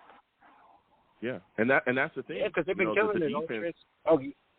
Yeah, the defense, there's no question. Like, we all know that this defense, especially look at what we had last year. They were still a fourth-ranked defense in the league. You give them more time off the field. The New York Jets' time of possession was awful last season offensively. It was near the bottom of the league. So there's this defense that was going out there that was often gassed and still was performing. The big question is the offense. And the big question along the offense, because we've improved the wide receiver, our tight end position is going to be better because we finally have an offensive coordinator that understands how to utilize them correctly. I know that people are talking about the running back position. Look, if we get Cook, fine. If we don't, I don't care because I really like Michael Carter a lot. I like Michael Carter and Bam Knight. I like them. And also Izzy Anabanakanda, right? I think that kid can be phenomenal as well. So I like our running back position as is. If we add Cook, fine. But this offensive line, that's the question mark there. So to continue forward, we know we have an upcoming game against the Carolina Panthers. Val, my final question for you. what player are you going to be keeping your eyes on in this upcoming game that you're looking at that you're thinking, man, if he don't start stepping up, he could actually be gone. He could lose his roster spot. Is there a guy that you're keeping your eyes on? I would love to say Zach Wilson, but, you know, he's not going to be gone, though. But I'm definitely going to be looking at but we're not going to talk about that. Yo, Val went right there. Val went right there. He did not wait. He did not say, like, oh, well, you know, let me think. He went straight to Zach Wilson. Yo. Yo. Val did not play no games at all, bro. No games. Here we go. He is the next upcoming player that's going to be our franchise. Listen, I still got eyes on him, but I'm gonna keep off a little bit. But Mekhi Becton, I'm definitely looking at Mekhi Becton. Jermaine Johnson as well too. I want to see him get some sacks as well too, because this is supposed to be his outs. I feel like he's gonna have a really great season this year, but I definitely want to see him get some more of pressuring at the cornerback, at the edge rushing position. I want to see him at least get by the offensive line a lot more. I want to see him disrupt the quarterback, just like how Will McDonald was doing, because he was doing a great job. He's gonna have a lot of sacks. I could tell he has the potential. Oh, man. He definitely has the potential to do it. Oh yeah. I'm loving it. But, yeah, I'm definitely going to be looking out for those guys. And quick question, Joe, before I leave. What is going on with the Mekhi Becton situation? Do you think they're using him to boost his draft stock? I mean, his trading? Like, they're going to put him on a trading? I don't think, like, he's on a trading block and they're going to try to trade him away? Yeah, quickly, I just look at it like this. I don't know if he's on a trading block and they're looking to trade away. Chris, your back will come to you next. Okay, I want to hear from Chris. Steve, hold on a second. Listen. I don't think they're going to trade him away. I think that there's some things going on with that knee. Again, the new normal. He talked about it. The new normal for him and that knee injury is going to hurt some days. So I think that he's working with that knee. I don't understand why he's still on the second team. I think that they're taking it day by day with him, trying to make sure that he builds strength before they put him back out there. The big question to me that was kind of answered to me at this point, when Aaron Rodgers came back and said that they don't know, they got to find their best five, but they know that Dwayne Brown's going to be a guy that they're going to play, to me that signaled that Dwayne Brown's going to be this Jets starting left tackle whenever he comes back. That's what it said to me, because he don't play no other position along the offensive line outside of left tackle. That's it. Right. Because then that would compound. If you bringing him back and he's going to play right tackle, that compounds the challenges for him. Now he got to learn right tackle, which he's never played in the league. Now he's got to learn the new scheme, right, which he's never been a part of. And now he's got to gel with the offensive line with some of the pieces that we have here. That's three on his head. That's three on his top. Yeah, that's true. And coming back from an injury as well too.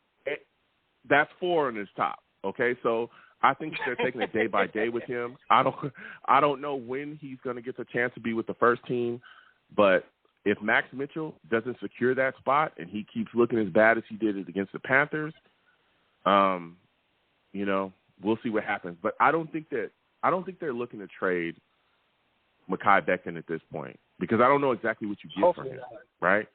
Yeah, I'm right. I'm not being an optimist. Everyone knows I love Mekhi Becton, but I just don't think that they're looking to trade him right now. I don't. I think they want to see what he can bring, even though I'm sure there's frustration. There's been talks about frustration between him and the coaching staff, but I think they want to see what he brings. But they're taking it day by day with him. That's just the short end of it, to see what happens and where it goes. He's building strength in that knee. Everything in practice, he's moving well. He looks good. Val, he looked really good. In those 7 snaps against Cleveland, he looked good. If he plays more than 7 snaps against the Panthers and looks really good, boy, oh boy. If he continues to just get better and better every day, and by maybe a week before the season, looks like he's really ready, I could see him being the New York Jets starting right tackle. I think he could be the I even heard him pancake somebody, so if he's pancaking people on a consistent basis, listen, he's the starter. I'm sorry. Listen, Val, I got to slide off. You have yourself a good one, all right? Yes, sir. You too, man. Everybody hitting subscribe to Joe's channel. Keep doing your thing, Joe, and I'm going to keep in tune, man. Let's go. Absolutely. Salutes. Listen, we're going to keep getting to these lines. 515-602-9639. 515-602-9639 is the number. Call in. We're taking all callers again. Be patient. We will get to everybody. Trust me, okay? It's a 2-hour show for those of my new listeners or followers or people that are subscribing and just checking out the show. We do a 2-hour show here, okay? And we have a lot of fun. Don't curse on my show because I'll get you out of here fast. I'm talking fast, all right? Faster, we got Mike McCagnon out here.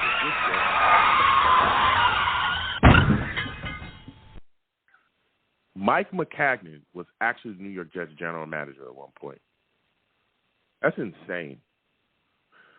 Next, we're about to go to my guy. I believe that this is Chris, okay? I believe that this is my guy, Chris, 857. We're going to come to him. Steve, we'll come to you next. Hey, what's up? Salutes for those of you that do not know Chris. Before I even let him go, he's a savage, okay?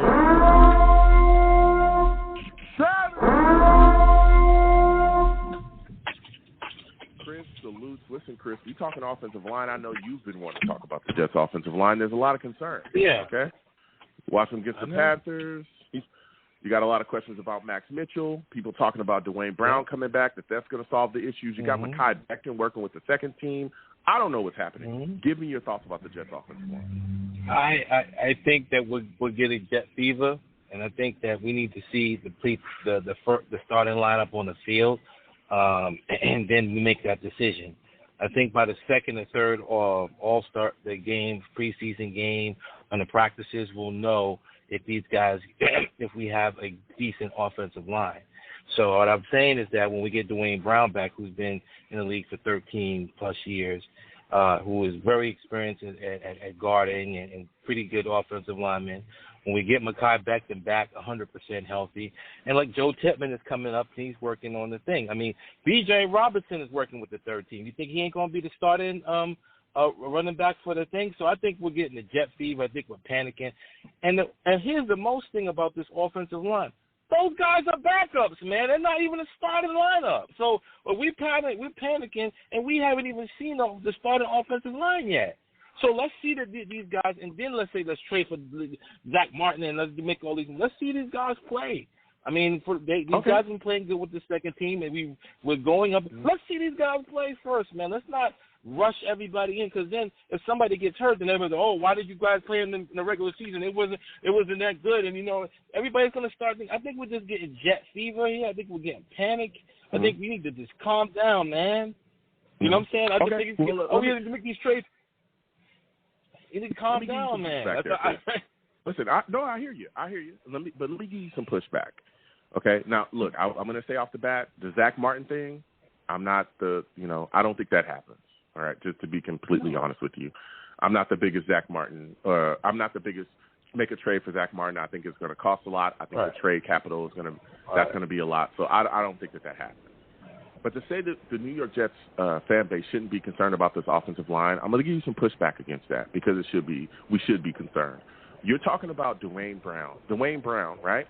Who isn't like Trent Williams. He's a decent, left tackle here.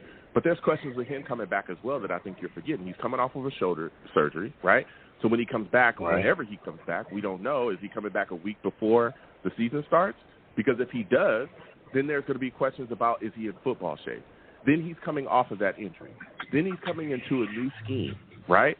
A brand new scheme with Nathaniel Hackett, and then he's got to gel with the guys along the offensive line. He's not going to have enough time to do that. He's not. By the way, you're talking about Dwayne Brown like he's a guy that, yes, he's a veteran in this league, but do you remember last season? He missed a lot of time last season, too. There's question about his health going forward. Yeah, but he had Zach Wilson as his quarterback.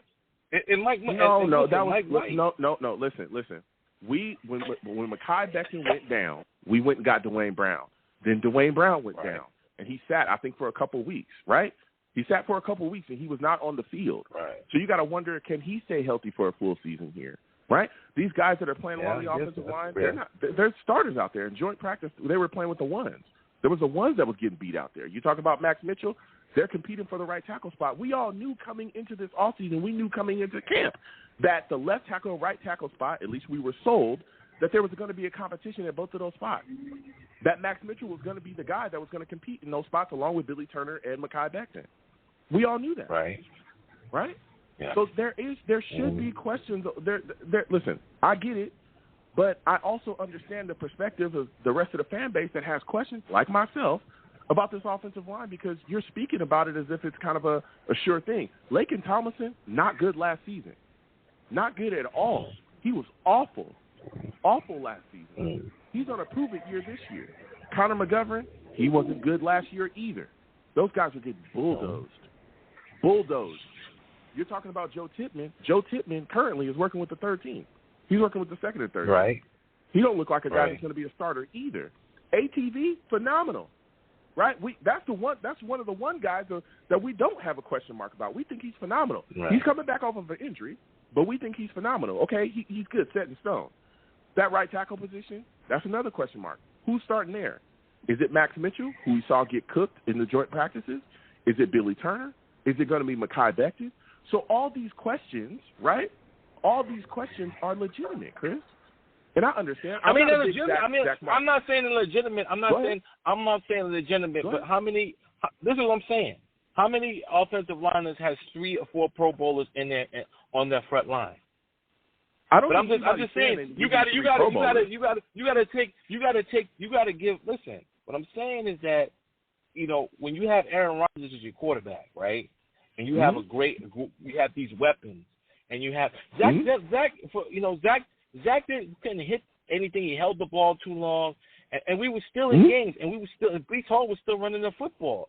So I'm just saying, it's like I think that the strength of this team is going to be up the middle. We're going to be able to run. What's the good thing about it is we're going to be able to run the football. Now, you're not going to be pass rushing and stuff when you have the football. And like I said, I think that Joe Douglas is a smart guy. Right, I think he's very smart. Yeah. I think he has a plan A, plan B, plan C. Okay, let's see what happened with the Eagles last year. One of their offensive linemen went down, and they got Jason Peters, who is still available. He's old, but Jason Peters can still play this game. He was in the Super Bowl last year. Dalton Reiser is still out there. He's serviceable. Not every player on our team is going to be an all-star. And just because that there's all-stars on every team, Jet fans, listen. Just because we have all-stars on our team, every Jet fan should understand. Just because we have great players doesn't mean we're going to win a damn thing. Excuse my language. The darn thing. and we, like I said, just because we have great players across the field, doesn't mean. Yeah. Hold on, Chris. Listen here. I don't think that anybody, including myself, thinks that the New York Jets have to have 3 Pro Bowlers along their offensive line. That's not true.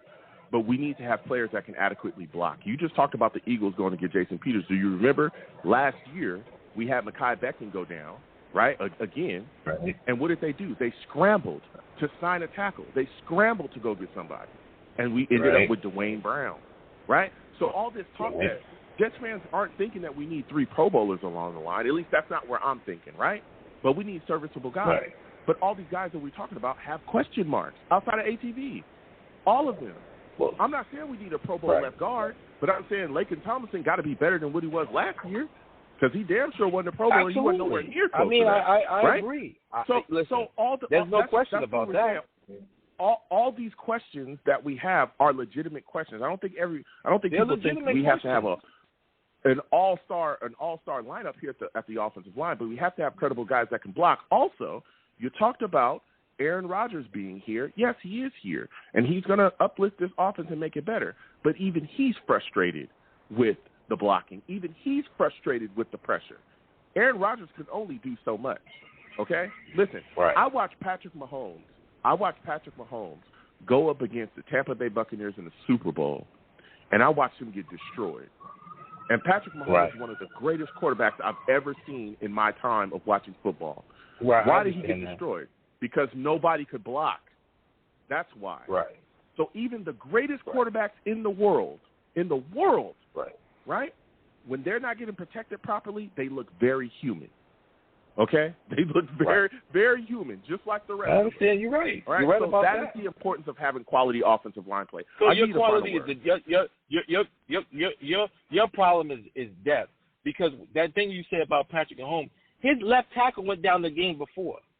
You know what I'm saying? Mm-hmm. So I think that's a different. I think that's, you know what I'm saying. I understand. Joe, I get what you're saying. I agree with 100%. What we've seen, you know Aaron Rodgers. But what I'm saying is even if we're not talking about, hold on a second. Even if we're not talking about the offensive line going down, they had other guys as well along their line that were starters. They couldn't block. What about Aaron Rodgers, 2020?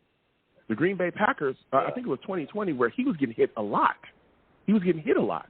Right. You don't want him to get banged around and smacked around a lot. That's not what I want. That's my thing. I'm not talking about depth. The guys I'm talking about are starters. Lakin Tomlinson, to this point, has been thought as a starting left guard here. So is Connor McGovern, starting center, right? Dwayne Brown, we're talking about it right now. He's pegged as a starting left tackle to this point. Everybody's talking about and waiting for him to come back. The right tackle position, Max Mitchell, everybody was talking about him being a starter. So these are all guys that I'm talking about that are starters. These are not depth pieces that I'm talking about at all. Who? There's been questions along our starting offensive line. That's why everybody wanted Broderick Jones. But, again, I'll give you the final word. Max Mitchell and Billy Turner were brought in as depth pieces. They weren't brought in as starters, thing. And I'm just telling you, man. Everybody say, "Oh, Mekhi Becton is hurt and he's not." Let me tell you something, man. This man got a family to feed, man. This man is really going to put this on the line. This is his contract year, and you're going to see the best out of this dude. I'm just going to tell you that. And he's taking it slow because he wants to be there for the whole season. But he's going to play his ass off. You can guarantee that. Everybody's talking about this, but I'm just telling you. You can I'm telling you on this Long Beach show right now. It's 8:47 Eastern Standard Time, August 11th. Every Jet fan that can hear, you can guarantee that Mekhi Becton will make a comeback this year. I'm telling you that for, you know what I'm saying? You can guarantee that because I know this guy is wants that money, okay? And I'm telling you, he's not gonna. He's hurt. He's gonna come back this year, but he's taking it slow.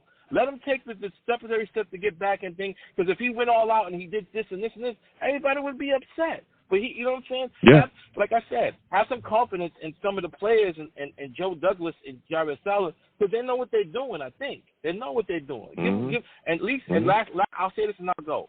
Let's see the 5 starters. Then if they suck, then we can make that decision.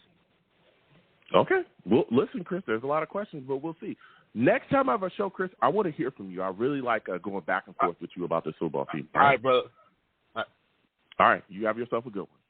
Listen, Chris, bringing that talk. I want to go back and forth, and I want to hear from you. All right? We're going to keep getting to the lines, 515-602-9639. Again, it's a 2-hour show for my new callers, new listeners. Salute to the Savages. I'll come to you in a second. Next, we're going to go to Steve, man. I got to hear from Steve. Because Steve, I know, is going to bring the heat. For those of you that do not know Steve, Savage.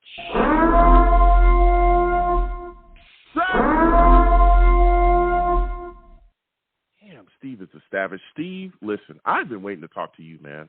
There's a lot of questions about the New York Jets along this offensive line. A lot of stuff moving and shaking. Give me your takes, man. How are you feeling about this offensive line? Hey, Joe. Well, first of all, thank you again for having me on your show tonight. I always love talking to you week in and week out about this team. So, obviously, Joe, I listened to all the other callers. They made a lot of good points. I mean, obviously, as of right now, ever since on Wednesday when the Jets had their joint practice with Carolina, unfortunately was one of the things going into the season that was still a little bit of my concern, and that was, once again, our offensive line. It's just that, listen, on the offense, we got the quarterback, we got the running backs, we've got the tight ends, we've got the wide receivers. But once again, the biggest issue relies on the offensive line. And unfortunately, and some of the callers made some good points about this, because the problem is, unfortunately, Joe, is in this world today, besides your quarterback being the most important position in offense, your next position in offense is your offensive line, because your offensive line has to protect your quarterback in games. I mean, hey, look at what happened with the situation with what was his face? Mike White last season in the game against the Bills last year, where he got his butt kicked and came back into the game. Because what happened was Mike White was getting hit lights in and lights out in that game against Buffalo. And the thing is that is and here was the thing. Aaron Rodgers even said this after the first joint practice with Carolina, with that practice. He said that he wasn't very happy with the offensive line and their performance in that joint practice. And listen, and the thing, Joe, and the thing is, the offensive line, has to get better as the time goes on, because if the offensive line goes into like this, because listen, we're a month away from the season now, and the thing is, Joe, if this is going to continue to go in like this as the season goes on, that could be one of our biggest factors going into the season, and that could honestly hurt us losing games, and that's our offensive line. Mm-hmm. You're talking facts, Steve, and I think everyone's concerned. I think most of us are concerned. There are some that are saying, hey, things are going to work itself out, and don't worry, but there's worry because everyone's, at least from my perspective, there's a lot of people looking at the situation and going, hey, Dwayne Brown, he's not out there yet. Everything's going to be all right when he shows up. And I'm like, hey, he's coming off of a shoulder injury. We've been in camp for a minute. Well, when is he going to show up? And when he does show up, is he going to be ready for all the challenges that he's going to face, coming in? New scheme, you got players along that you got to gel with. You're coming off of that shoulder injury, and are you going to be ready? Because everybody we play this upcoming season is going to be ready for us fully. They're not going to joke around. They're not going to play. They're coming to take our heads off. And the Jets offense has to start hot this season. If we come out cold and can't put up points, these teams that we play this year will blow our doors off. Real talk. Real talk. We play some real killers. Kansas City, they'll put you away. The Eagles, they'll put you away. Dallas, they will put you away. Like, there's other teams I'm telling you we play this year, they will put you away. If you can't come out and put up points against them and keep up, they'll put you away. But my next question for you, Steve, is a lot of people are looking for the New York Jets to make a trade for Zach Martin. They're saying, hey, trade for Zach Martin, bring him in here, put him at guard, move ATV to right tackle. What are your thoughts about that? Is that an option that you think the New York Jets should select? I don't think it's going to happen. I really don't think it's going to happen, because the thing is that anytime if you want to try to make a trade with the Cowboys, you know that Jerry Jones is going to ask for a lot in return, especially with the fact how a great player Zach Martin is. Like, you didn't remember, Joe? Do you remember the story, Joe, back in the 2019 season when the Jets almost traded Jamal Adams at the trade deadline? Yeah. When they almost traded him at the trade deadline. And one of the teams that was interested in getting him was Dallas. And when Joe Douglas did make that offer, you know what Jerry Jones said? He said, absolutely not. Jerry Jones is not a cheap person to deal with. Like, Jerry Jones says, if you're going to make a trade with me, you're going to have to give up a lot. And honestly, the Cowboys is just one team I just kind of want to stay away from trades, because especially if Jerry Jones is still going to be around in that time. Yeah, absolutely, Steve. Listen, we got a game upcoming with Carolina, man. What Jets rookie are you going to be keeping your eyes on to see if they pop? Actually, as a matter of fact, what Jets players are you keeping your eyes on the most in this upcoming game to really see, if they're able to shine against the Carolina Panthers? Great point, Joe, because obviously we play them tomorrow at 4 o'clock Eastern time. It'll be 1 o'clock Pacific time where you are. The thing is, Joe, going into this game against Carolina, the players that I'm looking forward to see that could make a major step up, I'm looking at Zach Wilson, I'm looking at Mekhi Becton, and if I'm looking at the rookie class, I'm looking at Joe Tippmann, who's starting who is looking to compete for a starting position. And listen, I hope that he gets the starting center position, the first game of the year, of the season this year. I know he's in competition with Connor McGovern for that position, but I'm hopefully that he'll get it. And, I want to see more, from because our special teams I thought played really well in the Hall of Fame game, and hopefully, we'll see the special teams play well. But the one thing that I'm also looking forward to in this game tomorrow is, Joe, is we're actually going to be facing, and this guy's going to make his football debut tomorrow, and that's the number 1 overall pick in Bryce Young. Yeah, we're going to see him. We're gonna be seeing him play, which is going to be probably the most exciting part about our preseason game tomorrow, and that's going to be seeing going up against him, because obviously he is supposed to be the future for Carolina. But something, Joe, besides the fact is it's important that each game, each time, listen, tomorrow the game is not about winning or losing. It's about seeing where the team is at the point. Yeah. No, listen, Steve, this was a phenomenal call from you, Steve. Let me give Steve a round of applause, man. He brought the heat tonight. I like this. I like it.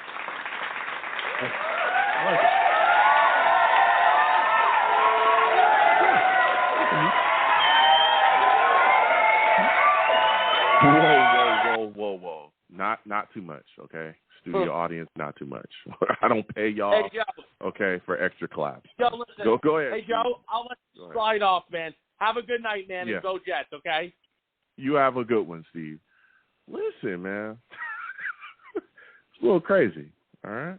Don't be trying to get too crazy with the clapping, all right? I don't pay extra for that, all right? Whew! This was a hot show. A hot show. Salutes and respect to everybody that called in. I love going back and forth with everybody. We're going to close the show down now. Listen, we got an upcoming game against the Panthers. I'm looking to see. I think Zach Wilson is probably going to be the guy that's going to be out there, him and Tim Boyle. I want to see Zach Wilson go out there and do his thing. Also, let me tell you something. Malik Taylor, he is showing up and showing out. He might be a guy that's competing for that 6 wide receiver spot. We'll see what happens going forward with Jason Brownlee as well. I know he's dealing with a neck injury. We'll see if he's in the game. And I'm also keeping my eyes on this Jets offensive line. Will McDonald as well. I'm definitely keeping my eyes on him on defense. Huff might be out there too. So I'm looking to see. And I'm also looking to see, at the safety position. I don't know if Tony Adams is going to be out there. They took him. They didn't play him in the last game, but I'm going to see what that safety position looks like as well. So we'll see what happens going forward. But we're going to go ahead and close down the show now. Woo! Listen, this was a hot one, okay? I'm the man of the people. I'm here for the people. Let me shamelessly promote my Facebook page. Everyone go on Facebook, search The Long Beach Joe Show. Like that page. My content's up there. Go ahead and give it a listen. Message me. I'll message you right back. I love going back and forth with you folks about this football team. Also, leave me some feedback. I love hearing about what you folks think I do here on The Long Beach Joe Show, okay? I'm also on Twitter as well, okay, at The Long Beach Joe, at The Long Beach Joe on Twitter. Okay, go ahead and follow me. I'll follow you right back. My personal page is at YoungJ000, at YoungJ000, okay? Go ahead and, again, follow me, and I'll follow you right back. If you'll troll me, no issues. I am the troll that lives under the bridge, and I will have my Vera Tucker jersey on at all times. I'm telling y'all, that man is coming back. He's destroying people this upcoming season.